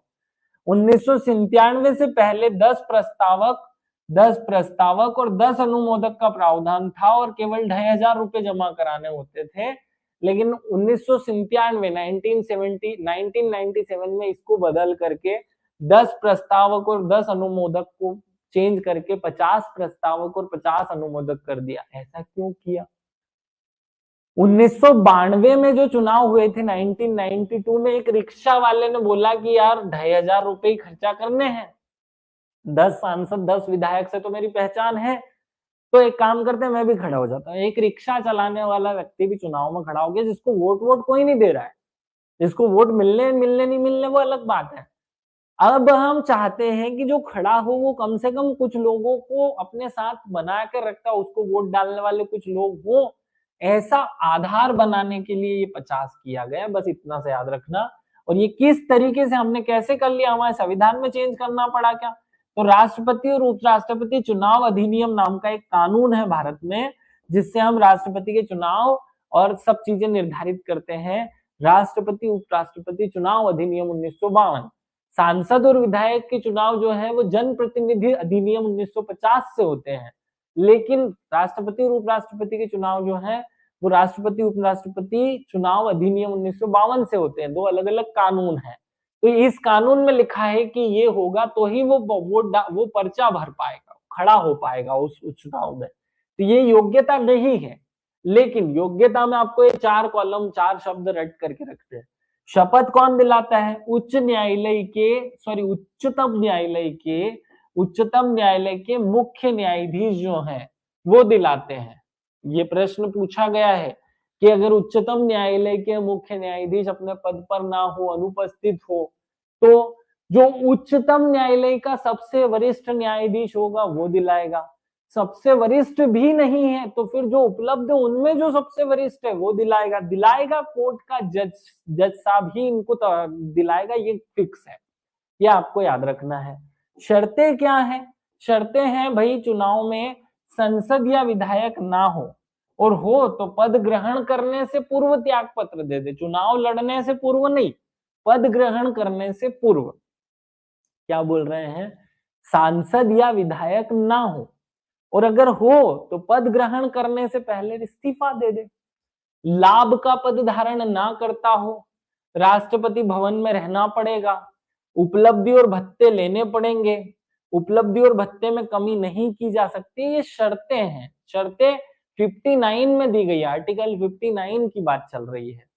गुलशन क्या पूछ रहे हैं? अगर हार गया तो सर भरा हुआ पैसा वापस नहीं होगा क्या? हाँ भाई, देखो हमारे यहाँ ऐसा सिस्टम है कि अगर आप चुनाव में 1/10 से ज्यादा वोट लेकर आते हैं तो आपने जो चुनाव में, ये सारे चुनाव की बातें कर रहा हूं मैं, सांसद विधायक सबके चुनाव की, कि आपने एक शब्द सुना होगा, जमानत जब्त हो गई। क्या शब्द सुना होगा? जमानत जब्त हो गई। जब्त हो गई तो जमानत जब्त क्या, जमानत क्या? ये जो आपने 2,500 या 15,000 रुपए दिए, यही आपकी जमानत है। अगर आप उस चुनाव में डाले गए कुल वेद मतों का 1/10 से कम मत लेकर आते हैं तो आपकी जमानत जब्त हो जाती है। अगर आप इतना मत ले आते हैं तो आपकी जो जमानत है वो आपको वापस कर दी जाती है। सिंपल सी बात है। आम चुनाव में अगर कोई सरपंच का चुनाव लड़ रहा है, विधायक का चुनाव लड़ रहा है, और अगर वो खाली वोट मतलब जबरन प्रचार प्रसार होशियार बनने के लिए डाल दिया तो उसकी जमानत जब्त होगी, क्योंकि अगर उसको वेद मतों का 1/10 से भी कम मिला तो उसका जमानत जब्त होगा। मतलब जो उससे पैसे जमाए करवाए गए हैं वो जब्त हो जाएंगे। इसे ही कहते हैं जमानत जब्त हो जाना, मतलब उसको पैसे नहीं मिलेंगे। अगर आप 1/10 से ज्यादा वोट ले आते हैं तो फिर आपकी जमानत जब्त नहीं होती, वो आपको पैसे मिल जाते हैं, आपकी जमानत आपको फिर से मिल जाती है। आगे बढ़ते हैं। अपने कार्यकाल के दौरान आपराधिक कार्यों से उन्मुक्ति होती है हमारे भारत के राष्ट्रपति को, ये शर्त है। 2 माह का नोटिस और अभियोग चलाने हेतु उसको उसके ऊपर कोई भी कार्रवाई करने के लिए 2 माह पूर्व नोटिस देना पड़ता है। राष्ट्रपति के पद की अवधि 5 वर्ष है। त्याग पत्र वो किसे देता है? तो वह उपराष्ट्रपति को अपना त्याग पत्र देता है। किसे देता है? उपराष्ट्रपति को। याद रखना, किसे देता है?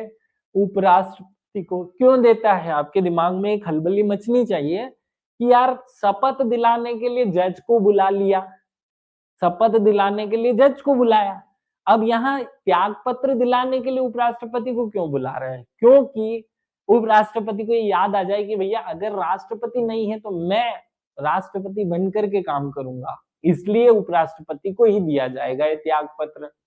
महाभियोग द्वारा उसको हटाया जा सकता है।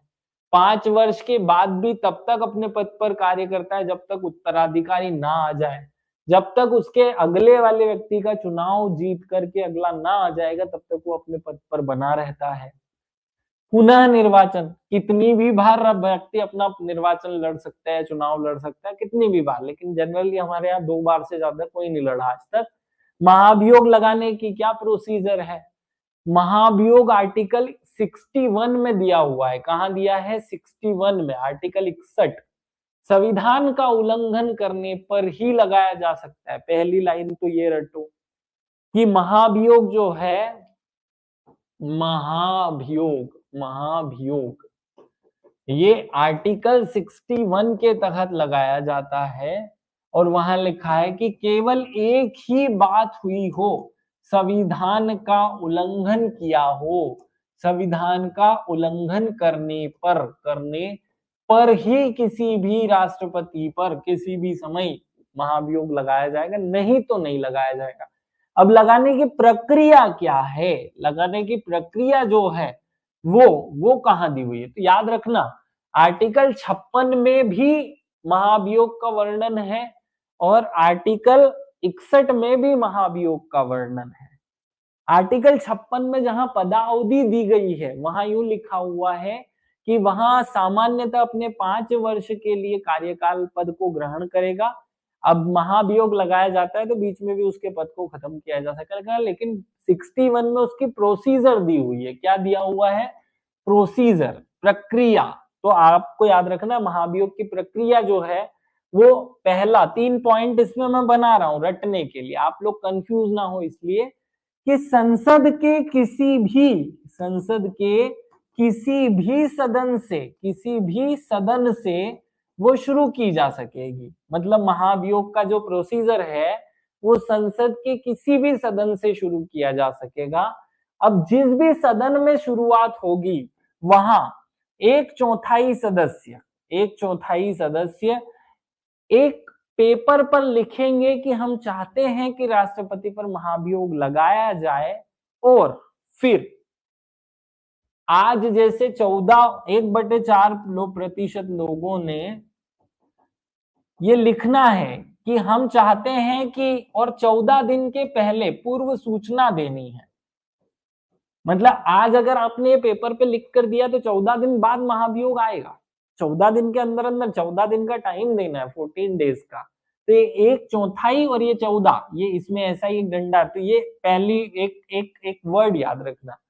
फिर मान लो कि ये जो कार्य शुरू किया गया था ये राज्यसभा से हुआ था, तो राज्यसभा में ही है, राज्यसभा के एक चौथाई सदस्य, राज्यसभा में टोटल कितने सदस्य होते हैं?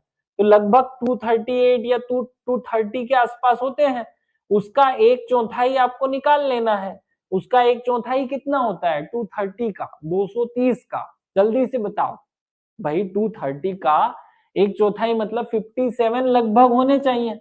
तो 57 सदस्य जो हैं वो पेपर पर हस्ताक्षर करके बोलेंगे कि हाँ हम चाहते हैं कि राष्ट्रपति पर महाभियोग हो। फिर 14 दिन का ड्यूरेशन टाइम देना है। उसके बाद राज्यसभा में, क्योंकि शुरुआत कहां से हुई है? राज्यसभा से। राज्यसभा में महाभियोग पर वोटिंग होगी, राष्ट्रपति को अपने पक्ष रखने का मौका दिया जाएगा। फिर जब वोट डलेंगे तो 2/3 मत उसको महाभियोग वाले उसके पक्ष में होने चाहिए कि भाई हाँ आप चाहते हैं कि महाभियोग पारित हो जाए राष्ट्रपति पर। तो जिसने यस किया है उनकी संख्या 2/3 होनी चाहिए। अब इसका 230 का 2/3 निकालो आप। वो जनरली इतने होते हैं, टेंटेटिव लिया है मैंने, कोई 230 एक्यूरेट एक संख्या नहीं है। हमने जनरली देखा है कि राज्यसभा में 230 के आसपास सदस्य होते हैं। तो अगर वो 2/3 मतों से पारित हो जाता है तो फिर क्या होगा? वो जाएगा अगले सदन में। अगले सदन कौन सा है?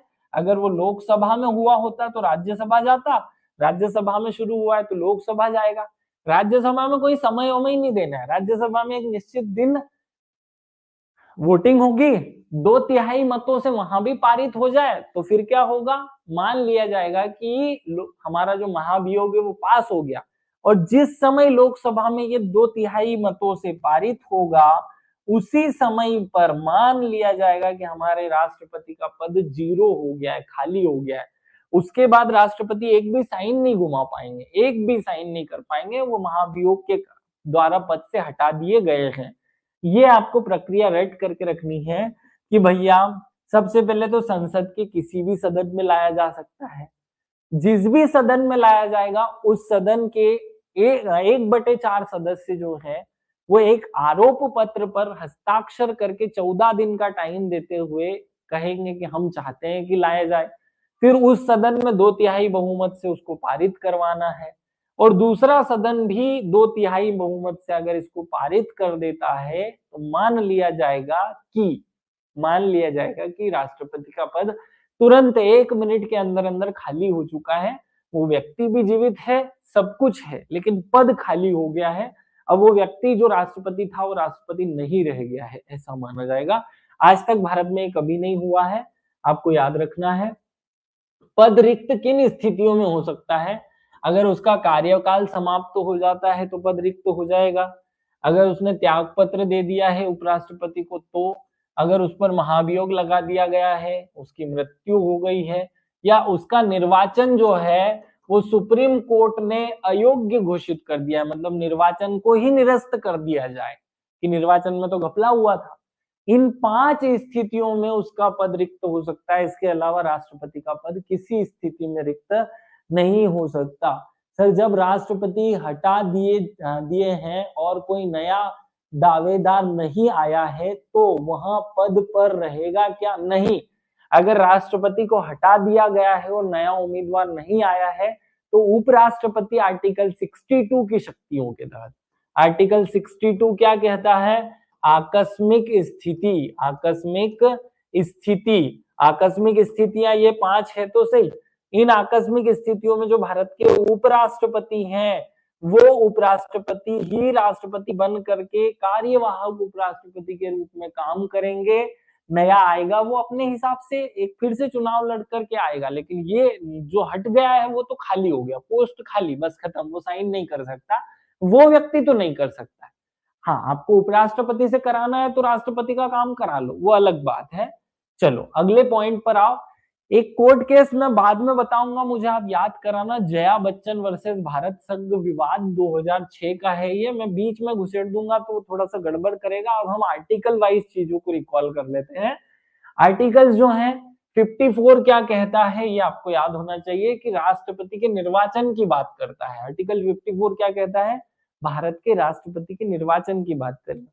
अंजना, लेकिन सर आप कह रहे हैं कि तब तक रहेगा जब तक नया ना। बेटा, अगर 5 साल पूरे हो गए हैं, 5 साल पूरे हो गए हैं तो तब तक रहेगा जब तक नया नहीं आ जाता। लेकिन अगर महाभियोग से आपको 3 साल में ही हटा दिया है तो आप एक दिन भी काम नहीं करोगे, ये मैं कहना चाह रहा हूं। बेटा, दोनों अलग अलग बातें हैं। मैंने खुद ने कहा कि राष्ट्रपति 5 साल के लिए अपने पद पर होते हैं, लेकिन 5 साल पूर्ण हो जाने के बाद भी तब तक पद पर रहते हैं जब तक नया नहीं आ जाता। तो ये बात चुनाव हो रहा है, चल रहा है, उस ड्यूरेशन के लिए है।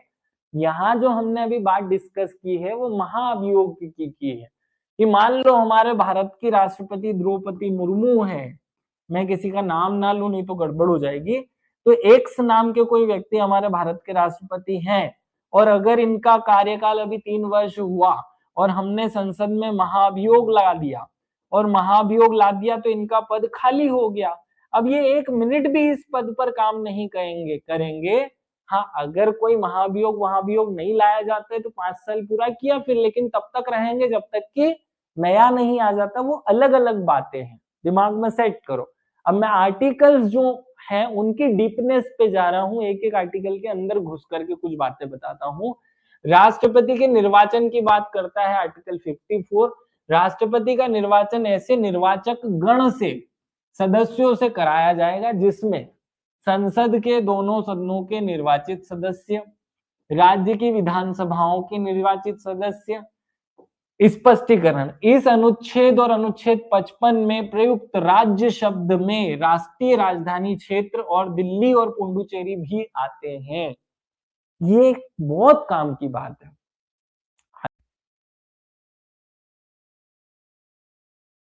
क्या आप सबको फिर से स्क्रीन प्रॉपर दिखाई दे रही है?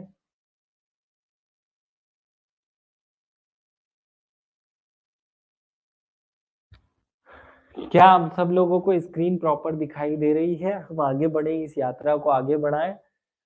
जी सर, दिखाई दे रहा है। चल ठीक है, बहुत बच्चा, अच्छा बच्चा। चलो, तो मैं आर्टिकल 54 का डिस्क्रिप्शन हम बात कर रहे थे। आर्टिकल 54 में केवल क और ख 2 बातें लिखी हुई हैं। संसद के दोनों सदनों के निर्वाचित सदस्य और ख राज्य की विधानसभाओं के निर्वाचित सदस्य, फिर स्पष्टीकरण देते हुए कहा गया कि भैया हमारे जो राज्य शब्द है इसमें आप परिभाषा में थोड़ा सा चेंज करें और परिभाषा में यूं माने कि राज्य की परिभाषा में संसद तो है ही है, विधानसभा तो है ही है। आप मानेंगे कि दिल्ली और पुडुचेरी की विधानसभाएं भी राज्य हैं, इस तरीके से वो राष्ट्रपति के चुनाव में भाग लेंगी। और ये प्रावधान हमने 70वें संविधान संशोधन से जोड़ा है, ये याद रखेंगे आप सब लोग 1992 में। और आगे बढ़ते हैं, अनुच्छेद 55 निर्वाचन की प्रोसीजर, निर्वाचन की विधि, निर्वाचन का तरीका, निर्वाचन की पद्धति, इन शब्दों की व्याख्या करता है। वहां दो बातें लिखी हुई है, जहां तक साध्य हो राष्ट्रपति के निर्वाचन में भिन्न भिन्न राज्यों के प्रतिनिधियों के मापमान का एक रूपता होगी, और इसी से वो शब्द बनता है। अभी मैं आगे बताऊंगा। राज्यों में आपस में ऐसी एक रूपता और समस्त राज्यों और संघ में समतुल्यता प्राप्त करने के लिए संसद और प्रत्येक राज्य की विधानसभाओं के प्रत्येक निर्वाचित सदस्य ऐसे निर्वाचन जितने मत देने का हकदार है उनकी संख्या निम्नलिखित रीति से अवधारित की जाएगी। ये हम पढ़ रहे हैं कि वास्तव में हमारे संविधान में लिखा क्या है। देखो क्या होता है कि टीचर आता है, पढ़ा जाता है कि अनुपातिक प्रतिनिधित्व लिखा हुआ है, एकल संक्रमण लिखा, कैसे कैसे शब्दों का प्रयोग किया गया है वो आर्टिकल पढ़ने से आपको पता चलता है। इसलिए मैं ये आर्टिकल्स पढ़वा रहा हूं और यहाँ ये पूरी प्रोसीजर दी हुई है, अब आप इसको पढ़ें। किसी राज्य की विधानसभा के प्रत्येक निर्वाचित सदस्य के उतने मत होंगे जितने कि 1000 के गुणित उस भागफल में जो, अब वो जो मैंने प्रोसीजर आपको समझाया ना, उस प्रोसीजर को हिंदी में यहाँ लिख करके दिया गया है और नाम उसका बताया गया है 55 के 3 में, और 55 के 3 में उसका नाम बताया कि राष्ट्रपति का निर्वाचन आनुपातिक प्रतिनिधित्व पद्धति के एकल संक्रमणीय मत द्वारा होगा और ऐसा निर्वाचन मतदान की गुप्त पद्धति से होगा। ये सारी बातें आर्टिकल 55 में स्पष्ट रूप से लिखी है, जो हम कहीं कहीं कह करके समझाते हैं, हम ये जो आपके सामने डिस्क्राइब करते हैं, ये हमने कोई मन से नहीं सीख लिया किसी भी टीचर ने, कि आर्टिकल में खूब अच्छे ढंग से लिखा गया है। सर ये सिर्फ दिल्ली और पुडुचेरी के लिए ही क्यों है? क्योंकि बेटा केवल इन दो जगह पर ही विधानसभा थी, बाकी जगह पे विधानसभा नहीं थी। भाई बाकी जगह पे विधानसभा है ही नहीं तो फिर उनके लिए क्यों बनाएंगे? ये जहां जहां विधानसभा बनी उनका नाम जोड़ते गए बाद में।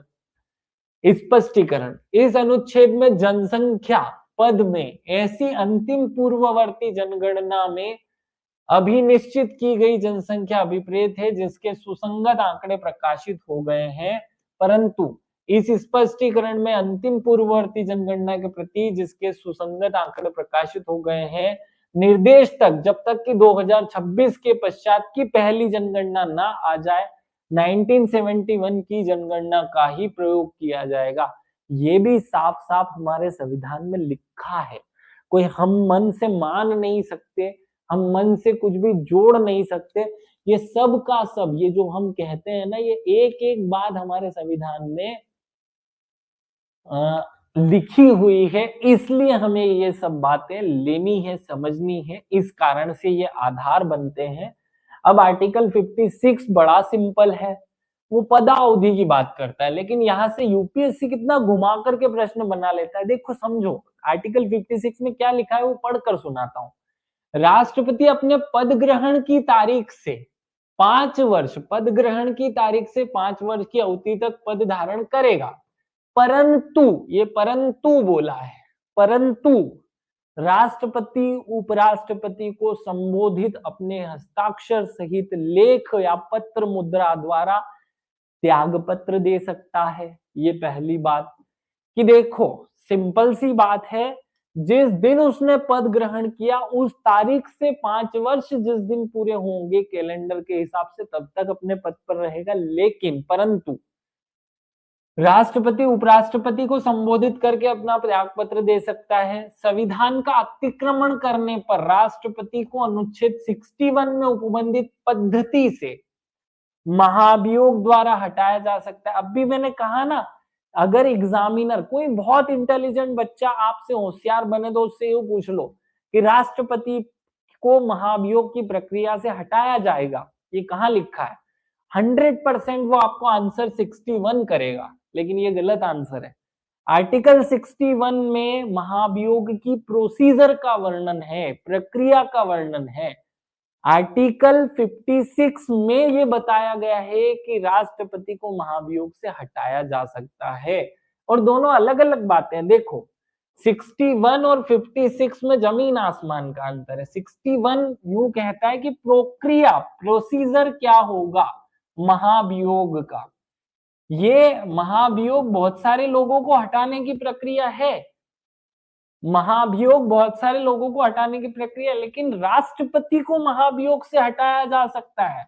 राष्ट्रपति को महाभियोग से हटाया जाएगा या हटाया जा सकता है, ये आर्टिकल 56 में लिखा है। तो ये जो है एग्जाम में गलत होने वाले प्रश्नों में से बहुत बड़ा एक खतरनाक प्रश्न है कि भाई आर्टिकल 56 में जहां पदावधि है वहां कहा गया है कि राष्ट्रपति कितने समय के लिए रहेगा और कैसे उसको हटाया जा सकता है। उसकी प्रोसीजर जो है वो 61 में दी हुई है, वो अलग बात है। अब आप गलत नहीं करेंगे। राष्ट्रपति अपने पद की अवधि समाप्त हो जाने पर भी, ये जो अभी किसी एक स्टूडेंट ने मुझसे पूछा था ना, उसका आंसर अंजना, अपने पद की अवधि समाप्त हो जाने पर भी तब तक पद धारण करता है रहेगा जब तक उसका उत्तराधिकारी अपना पद ग्रहण नहीं कर लेता। ये आपकी पॉइंट को क्लियर करते हुए अंजना ये यहाँ लिखा हुआ है कि राष्ट्रपति यूं तो पद ग्रहण करने से 5 साल तक के लिए है, लेकिन परंतु या तो वो बीच में अपना त्याग पत्र द्वारा इस्तीफा दे दे, या महाभियोग से उसको हटा दिया जाए, या पद ग्रहण के बाद भी पद खत्म हो जाए, अवधि खत्म हो जाने के बाद भी अपने पद पर रहेगा जब तक कि उसका उत्तराधिकारी ना आ जाए। और फिर यूं कहा, खंड 1 के परंतु खंड क के अधीन उपराष्ट्रपति को संबोधित त्याग पत्र सूचना उसके द्वारा लोकसभा के अध्यक्ष को सबसे पहले दी जाएगी, ताकि लोकसभा अध्यक्ष ये घोषणा करे कि अब आज से उपराष्ट्रपति राष्ट्रपति का काम करेंगे। ऐसा ये सिस्टम है, बनाया गया है, क्योंकि उपराष्ट्रपति जो है वो तो त्याग पत्र ले लेगा क्योंकि उसको तो मजा आ रहा है, क्योंकि राष्ट्रपति जैसे ही हटा वो खुद राष्ट्रपति की पावर ग्रहण कर लेता है। यहाँ आपको ये सिस्टम भी याद रखना है। आर्टिकल 56 हमने बहुत अच्छे से पढ़ा, आपको एक एक बात याद होनी चाहिए। कथन भले परेशान ऐसा गलत है, क्या पता नहीं क्या लिख दिया गुलशन तुमने कमेंट में। आर्टिकल 57 में क्या लिखा हुआ है कि पुनर्निर्वाचन की पात्रता, कोई व्यक्ति जो राष्ट्रपति के रूप में पद धारण करता है या कर चुका है इस संविधान के उपबंधों के अधीन रहते हुए उस पद के लिए पुनर्निर्वाचित होने का पात्र होगा। यहाँ ये नहीं बताया गया कि कितनी बार। अमेरिका के संविधान में लिखा है कि राष्ट्रपति के का चुनाव केवल एक व्यक्ति 2 बार लड़ सकता है, मतलब कोई भी व्यक्ति केवल 2 बार राष्ट्रपति बन सकता है, तीसरी बार नहीं बन सकता। हमारे यहाँ कोई भी व्यक्ति 25 बार राष्ट्रपति बन ले, खैर 25 बार तो बनने का सवाल ही नहीं, क्योंकि 125 साल की आयु किसी की हो ही नहीं सकती। लेकिन हाँ, यहाँ बाउंडेशन नहीं है कि वो कितनी बार बन सकेगा, कोई भी व्यक्ति कितनी भी बार बन सकता है राष्ट्रपति, ठीक है। अनुच्छेद 58 कहता है राष्ट्रपति निर्वाचन के लिए अर्हताएं, सिंपल केवल 3 बातें कही गई कि भारत का नागरिक हो, 35 वर्ष की आयु पूर्ण कर ली हो और लोकसभा के सदस्य होने की योग्यता रखता हो। ये 3 बातें हो तो वो भारत का राष्ट्रपति जो है वो बनने की अर्हता उसमें है।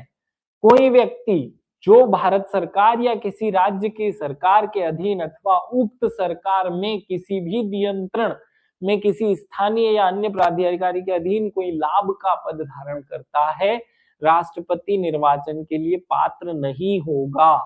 ये योग्यता में ही कह दिया, योग्यता तो 3 ही बताई है, कि भारत का नागरिक हो, 35 वर्ष की आयु पूर्ण कर ली हो और लोकसभा का सदस्य चुने जाने की योग्यता हो। नीचे कहा और कि भाई वो व्यक्ति पात्र नहीं होगा जो लाभ के पद पर हो, और वो यहां बता दिए कि कौन कौन लाभ का पद है। अनुच्छेद 59 जिसमें शर्तें दी हुई हैं, अब शर्तें भी सुन लो।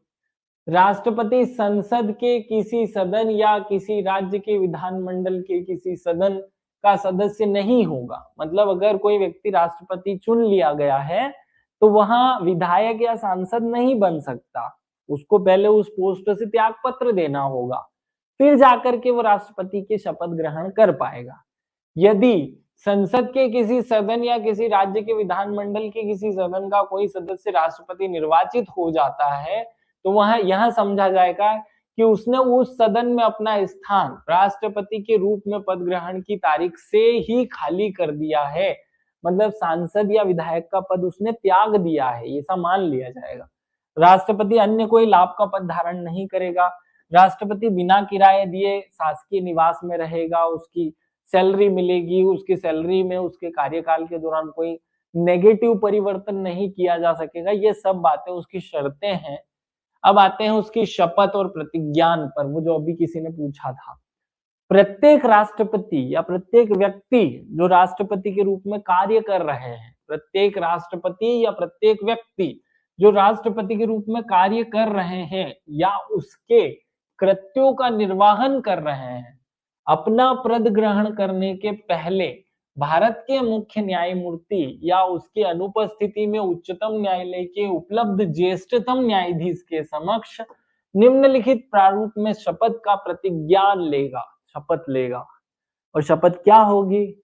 ऐसे, मैं अमुक ईश्वर की शपथ लेता हूं, या इसकी जगह एक शब्द वो यूं भी बोल सकता है, मैं सत्यनिष्ठ रूप से प्रतिज्ञान करता हूं। ये लाइन शुरुआत की होगी, जैसे वो था ना बाहुबली, मैं अमरेंद्र बाहुबली, है ना, माहिष्मति की असंख्य प्रजा को साक्षी मानकर ये प्रतिज्ञा लेता हूं। शुरुआत तो यहीं से हुई थी ना, वो सेम टू सेम राष्ट्रपति के लिए है, फिक्स है।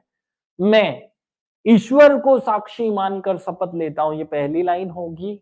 फिर यहां से कि मैं श्रद्धा पूर्वक भारत के राष्ट्रपति के पद का कार्यपालन करूंगा अथवा अपनी पूरी योग्यता से संविधान और विधि का परिरक्षण, संरक्षण और प्रतिरक्षण करूंगा और मैं भारत की जनता की सेवा और कल्याण में निरंतर रहूंगा। ये वो शपथ लेता है। हर एक व्यक्ति को ये फिक्स है, यही शपथ लेनी है।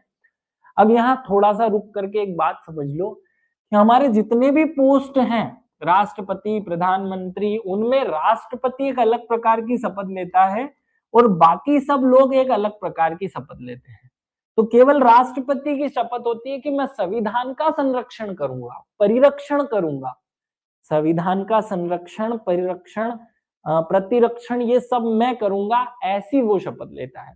और बाकी दुनिया के जितने भी अधिकारी, प्रधानमंत्री, लोकसभा का अध्यक्ष, सारे के सारे वो यूं कहते हैं कि संविधान में जो लिखा है उसका मैं पालन करूंगा। ये दो अलग अलग बातें हैं।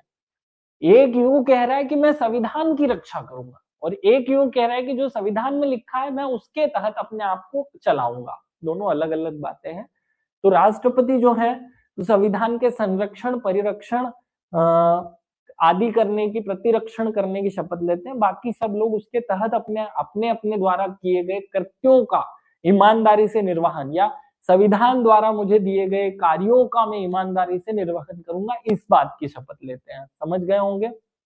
दो कमेंट है, मैं पढ़ लेता हूं जब तक आप ये पढ़े। सर, क्या बनाने के बाद किसी भी सदन का सदस्य बनना पड़ता है क्या? तुम पता नहीं गुलशन, एक तो सड़ी बातें लिखते हो, लिखने का ढंग भी ठीक कर लिया करो भाई, मुझे समझ में भी तो आना चाहिए कि तुम क्या कहना चाहते हो। किसी राष्ट्रपति को महाभियोग से हटाया गया है तो वो नेक्स्ट टाइम दोबारा राष्ट्रपति चुना जा सकता है क्या या नहीं? चुनाव लड़ना पड़ेगा। अगर आप चुनाव लड़ेंगे तो आप फिर से राष्ट्रपति बनेंगे। लेकिन अगर देखो, चुनाव लड़ने के लिए एक बहुत लंबी चौड़ी प्रक्रिया है। चुनाव में एक हमने बोला कि प्रस्तावक और अनुमोदक चाहिए। तो प्रस्तावक और अनुमोदक जो हैं वो आपके पास हैं, तो आप फिर से चुनाव लड़ रहे हैं, उसमें कोई दिक्कत नहीं है किरण। अब आते हैं आर्टिकल 61 में महाभियोग की प्रोसीजर पर। वहां साफ साफ लिखा है कि पहली लाइन में लिखा है कि संसद के किसी भी सदन में हम आरोप लगा सकते हैं। जब संसद संविधान के अतिक्रमण की बात होगी, केवल एक विषय होगा, संविधान के अतिक्रमण की स्थिति में राष्ट्रपति पर महाभियोग लगाया जा सकता है। संसद के किसी भी कोई भी सदन में आरोप लगेगा। ऐसा कोई आरोप पत्र जब लगाया जाएगा तब, जबकि ऐसा आरोप लगाने का प्रस्थापन किसी ऐसे संकल्प में अंतर्निष्ठ हो जिसमें कम से कम 14 दिन में ऐसी लिखित सूचना के पश्चात ही लगाया जाएगा जिसमें 1/4 सदस्यों के हस्ताक्षर हो।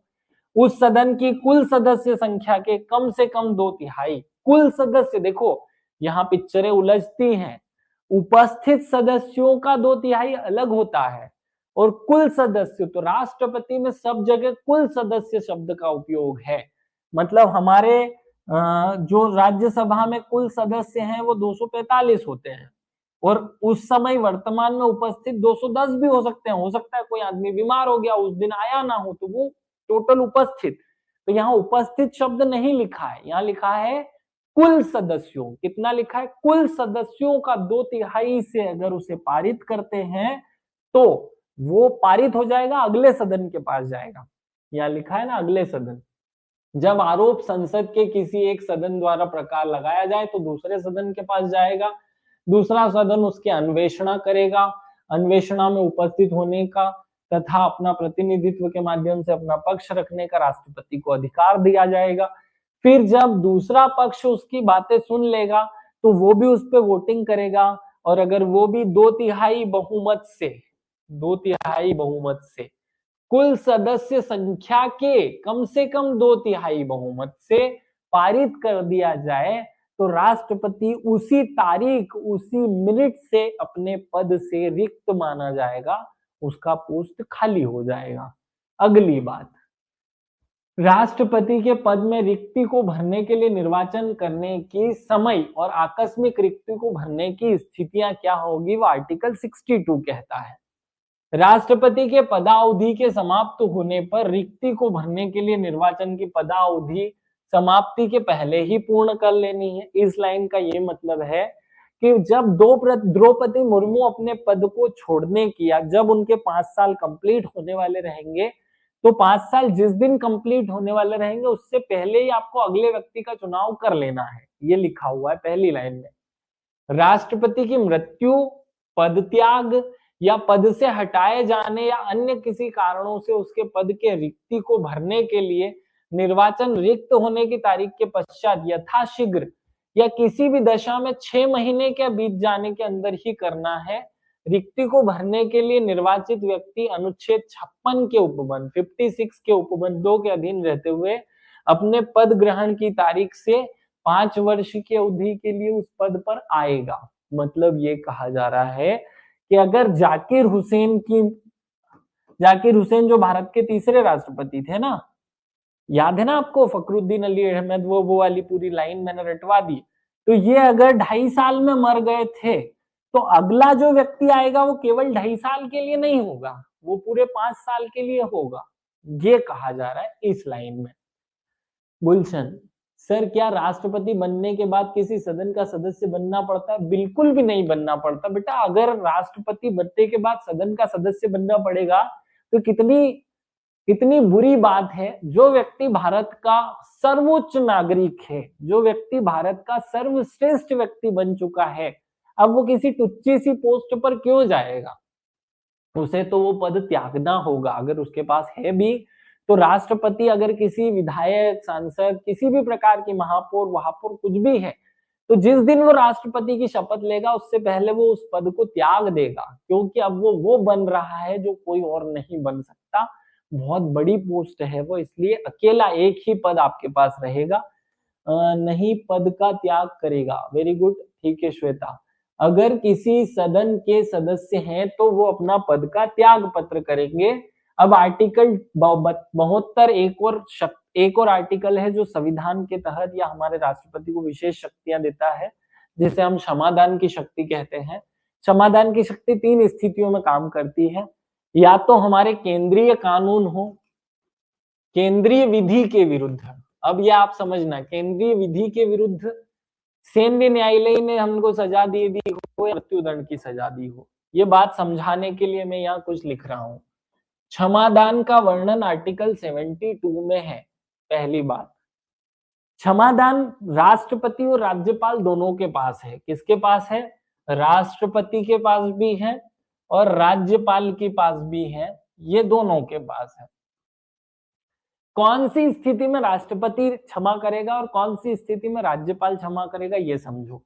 राष्ट्रपति क्षमा करेगा, उसके लिए 3 कंडीशन लिख रखी है कि राष्ट्रपति एक तो अगर किसी व्यक्ति को मृत्यु की सजा दे दी जाए, भारत के किसी भी राज्य के न्यायालय या किसी भी जगह से कोई भी प्रकार की मृत्यु की सजा मिली तो राष्ट्रपति के पास क्षमादान के लिए जा सकते हैं। अगर किसी सेना के न्यायालय ने सेना न्यायालय ने कोई सजा सुना दी हो, क्योंकि तीनों सेनाओं का हेड ऑफ द सेना होता है राष्ट्रपति, इसलिए आप क्षमा के लिए उसके पास जा सकते हो। और तीसरा लिखा है कि केंद्रीय विधि के तहत अगर कोई कानून का उल्लंघन करने पर सजा मिली है तो राष्ट्रपति के पास जाओगे। तो ये जो तीसरा वाला पॉइंट है, ये बच्चों को समझ में नहीं आता है कि केंद्रीय विधि माने क्या कहना चाहते हो।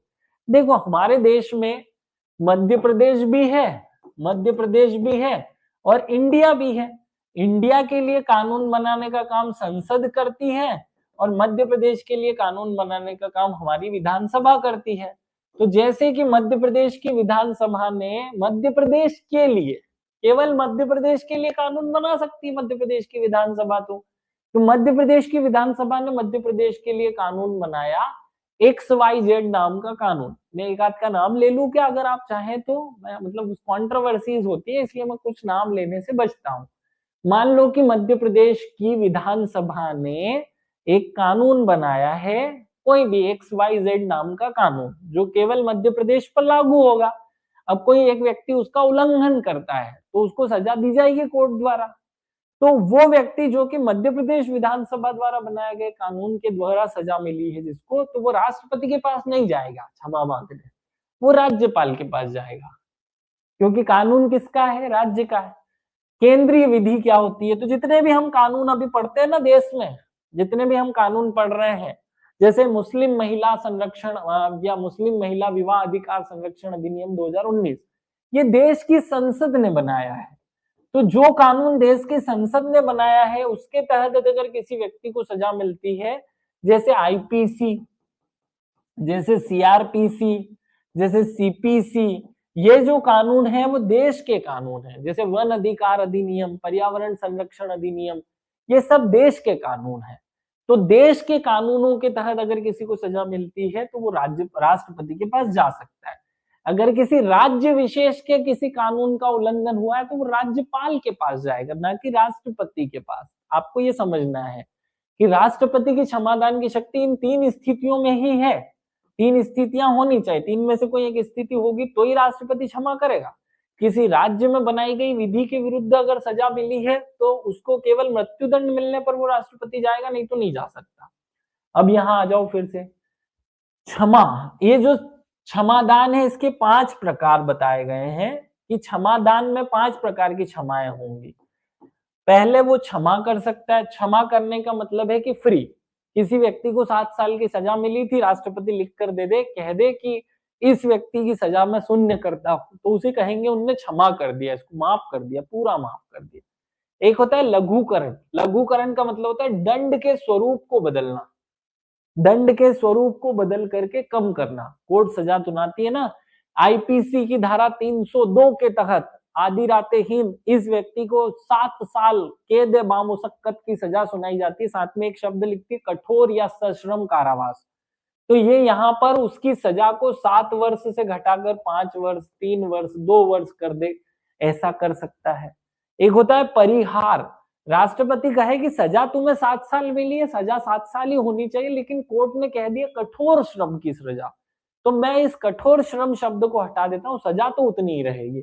तो दंड की केवल प्रकृति बदले बिना अवधि को कम करना है। दोनों को समझो थोड़ा सा। यहां पर उसकी सजा 7 साल से 5 साल की जा रही है और उसकी प्रकृति जो है उसको बदला जा रहा है। कठोर को सरल में, सरल को कठोर में, सरल को तो कठोर में कभी नहीं बदलते।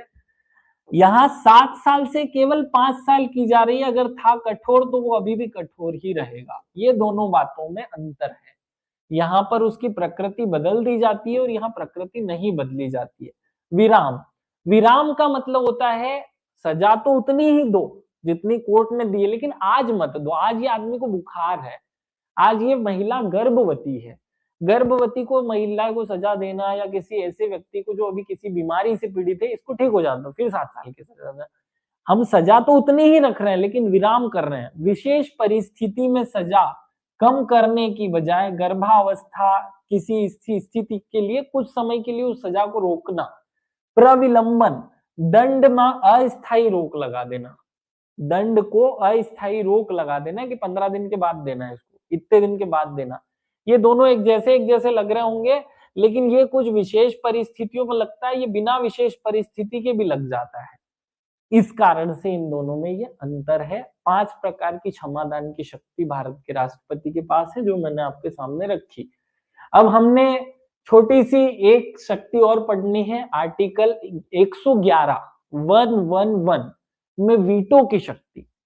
भारत के राष्ट्रपति के पास एक पावर है कि जब लोकसभा या राज्यसभा से कोई विधेयक पारित होकर के राष्ट्रपति के पास जाता है तो राष्ट्रपति उस पर या तो रोक लगाता है या उसे साइन करके अप्रूव करता है। तो इसी से एक वर्णन मिलता है आर्टिकल 111 में, जिसमें वीटो शक्ति का जन्म हुआ। वीटो का अर्थ होता है रोकना, या ये एक लैटिन शब्द है। जब कोई विधेयक राष्ट्रपति के पास प्रस्तुत होता है तो या तो वो उसको सहमति दे देता है, हाँ कि मैं सहमत हो, जाओ साइन करो, आगे बढ़ाओ, पारित हो गया, ये कानून बन गया, या उसे सुरक्षित रख लेता है, या उसे पुनर्विचार के लिए लौटा देता है। तो पुनर्विचार के लिए लौटा दिया, वहां तो अच्छी बात है कि लोकसभा फिर से विचार कर लेगी, राज्यसभा फिर से विचार कर लेगी और फिर राष्ट्रपति को देगी। साइन कर दिया, वहां भी ठीक है। ये जो बीच की कंडीशन है ना, सुरक्षित रख लिया है, यहाँ रखो टेबल पे, मैं बाद में देखूंगा, ये अगर हो गया तो उसी से वीटो शक्ति का जन्म होता है। भारत के राष्ट्रपति के पास जो है वो 3 प्रकार की शक्तियां हैं वीटो शक्ति, जिनका नाम है अत्यांतिक वीटो, निलंबनकारी वीटो और पॉकेट वीटो। ये समझना, अत्यांतिक वीटो क्या होता है, निलंबनकारी वीटो क्या होता है और पॉकेट वीटो क्या होता है, समझो। अत्यांतिक वीटो, अत्यांतिक, अपने पास सुरक्षित रखना। गैर सरकारी विधेयक जब मंत्रिमंडल त्याग पत्र दे दे, इन दोनों स्थिति में ये थोड़ा सा गंभीर बातें हैं, ये अभी समझ में ना भी आए तो भी आपको ये समझना है कि वीटो 3 प्रकार के हैं भारत के राष्ट्रपति के पास। अमेरिका के राष्ट्रपति के पास 4 प्रकार के वीटो हैं, हमारे पास 3 प्रकार के वीटो हैं। अब समझना, अत्यांतिक वीटो क्या होता है। अत्यांतिक वीटो का मतलब है कि मैं अपनी जेब में उसे सुरक्षित रखता हूं, मैं बोल ही नहीं रहा हूं कुछ भी, मैंने तो रख लिया। और ये तब 2 स्थितियों में हो सकता है, या तो हमारी संसद में बैठी है अभी सरकार, किसकी है, मोदी जी की, तो मोदी जी के ये मंत्री हैं, यहाँ बैठते हैं, और इधर राहुल गांधी और उनके दोस्त बैठते हैं, बीएसपी, सपा वपा, ये बैठते हैं।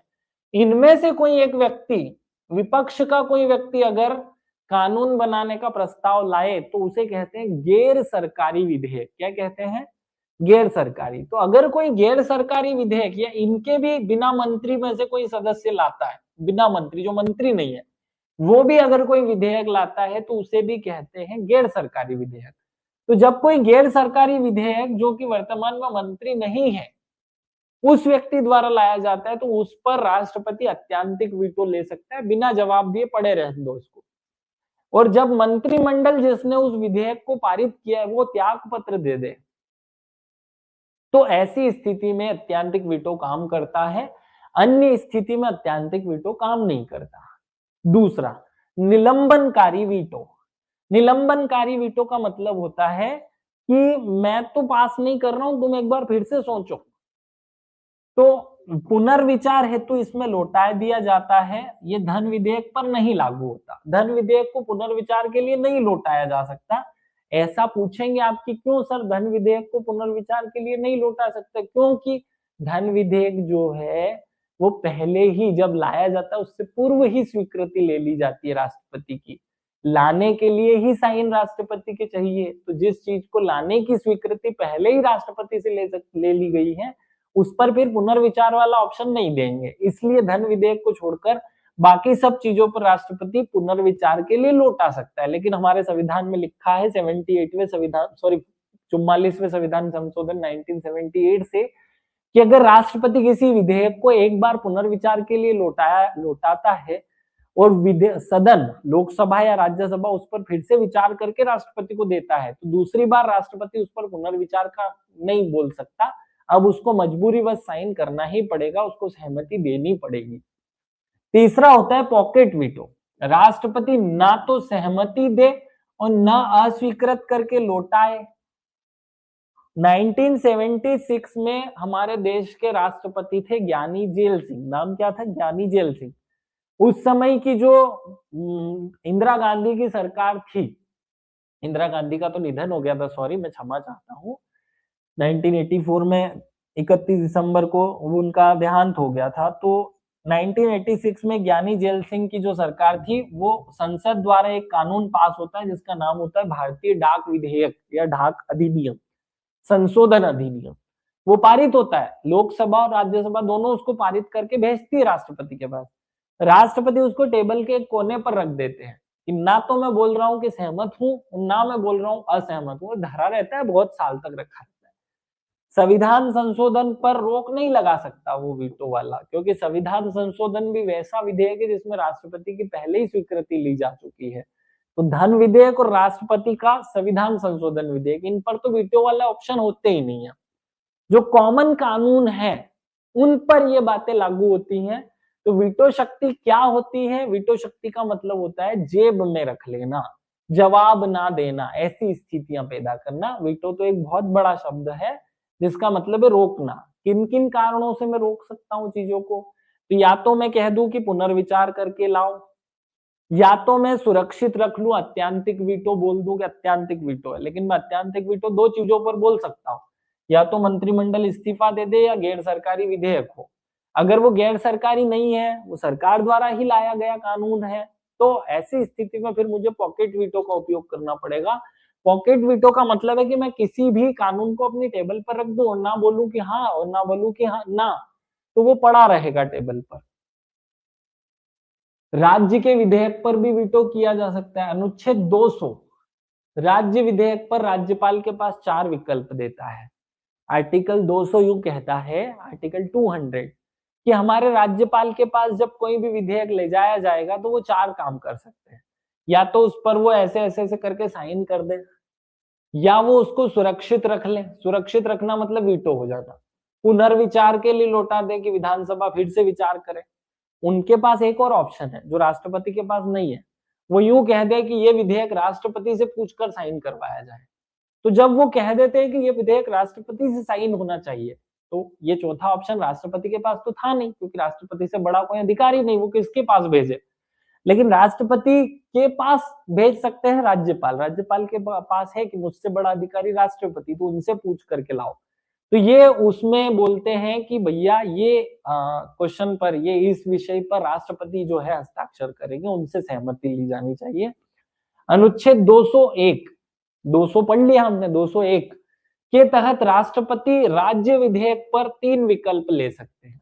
या तो स्वीकृति दे दें, या फिर सुरक्षित रख ले, पड़ा रहने दो, मुझे बहुत काम है, मैं अभी नहीं करूंगा, और कब तक भी कहता रहूं मैं ऐसा। राज्यपाल के निर्देश दे कि पुनर्विचार हेतु लौटा दे भाई। तो ये काम भी भारत के राष्ट्रपति कर सकते हैं, इसको भी वीटो की रेंज में ही लिया जाता है। ये आपको समझना है।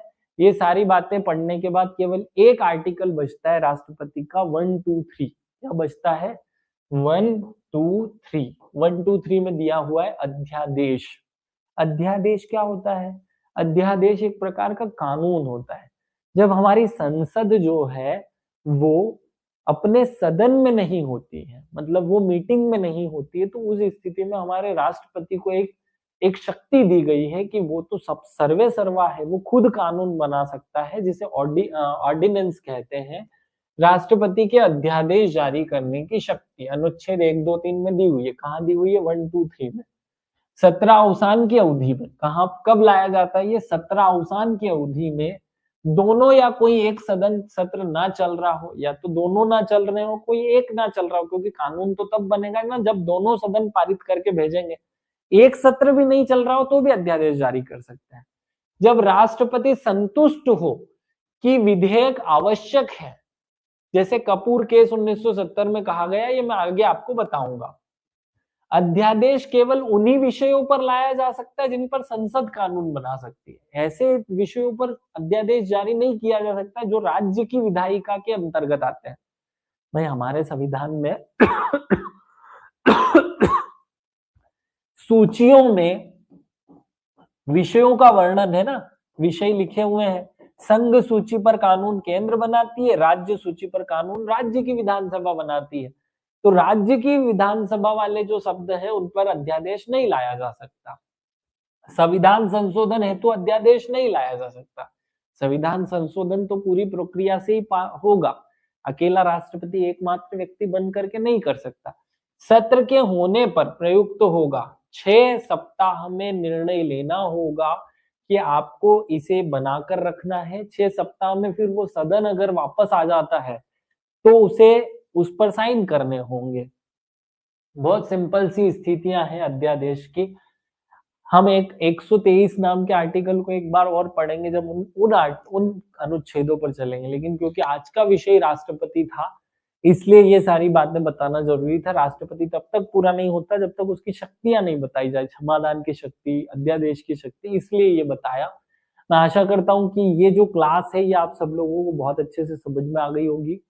एक कोर्ट केस की बात हमने कही थी वो रह गया है, वो मैं अभी डिस्कस नहीं कर रहा हूँ क्योंकि गले में मुझे खराश हो गई है, बहुत देर से बोले जा रहा हूँ, इसलिए अभी बोलूंगा तो गड़बड़ कर लूंगा, आधा अधूरा पढ़ाऊंगा, इसलिए उसको किसी और संदर्भ में साथ में लेते हुए मैं जया बच्चन केस को बता दूंगा। चलिए अब मैं विदा लेता हूँ, सब लोगों को विशेष रूप से धन्यवाद। जय हिंद, जय भारत, भारत माता की जय। सब लोग स्वस्थ रहे, मस्त रहे, खुश रहे, आबाद रहे। Thank you.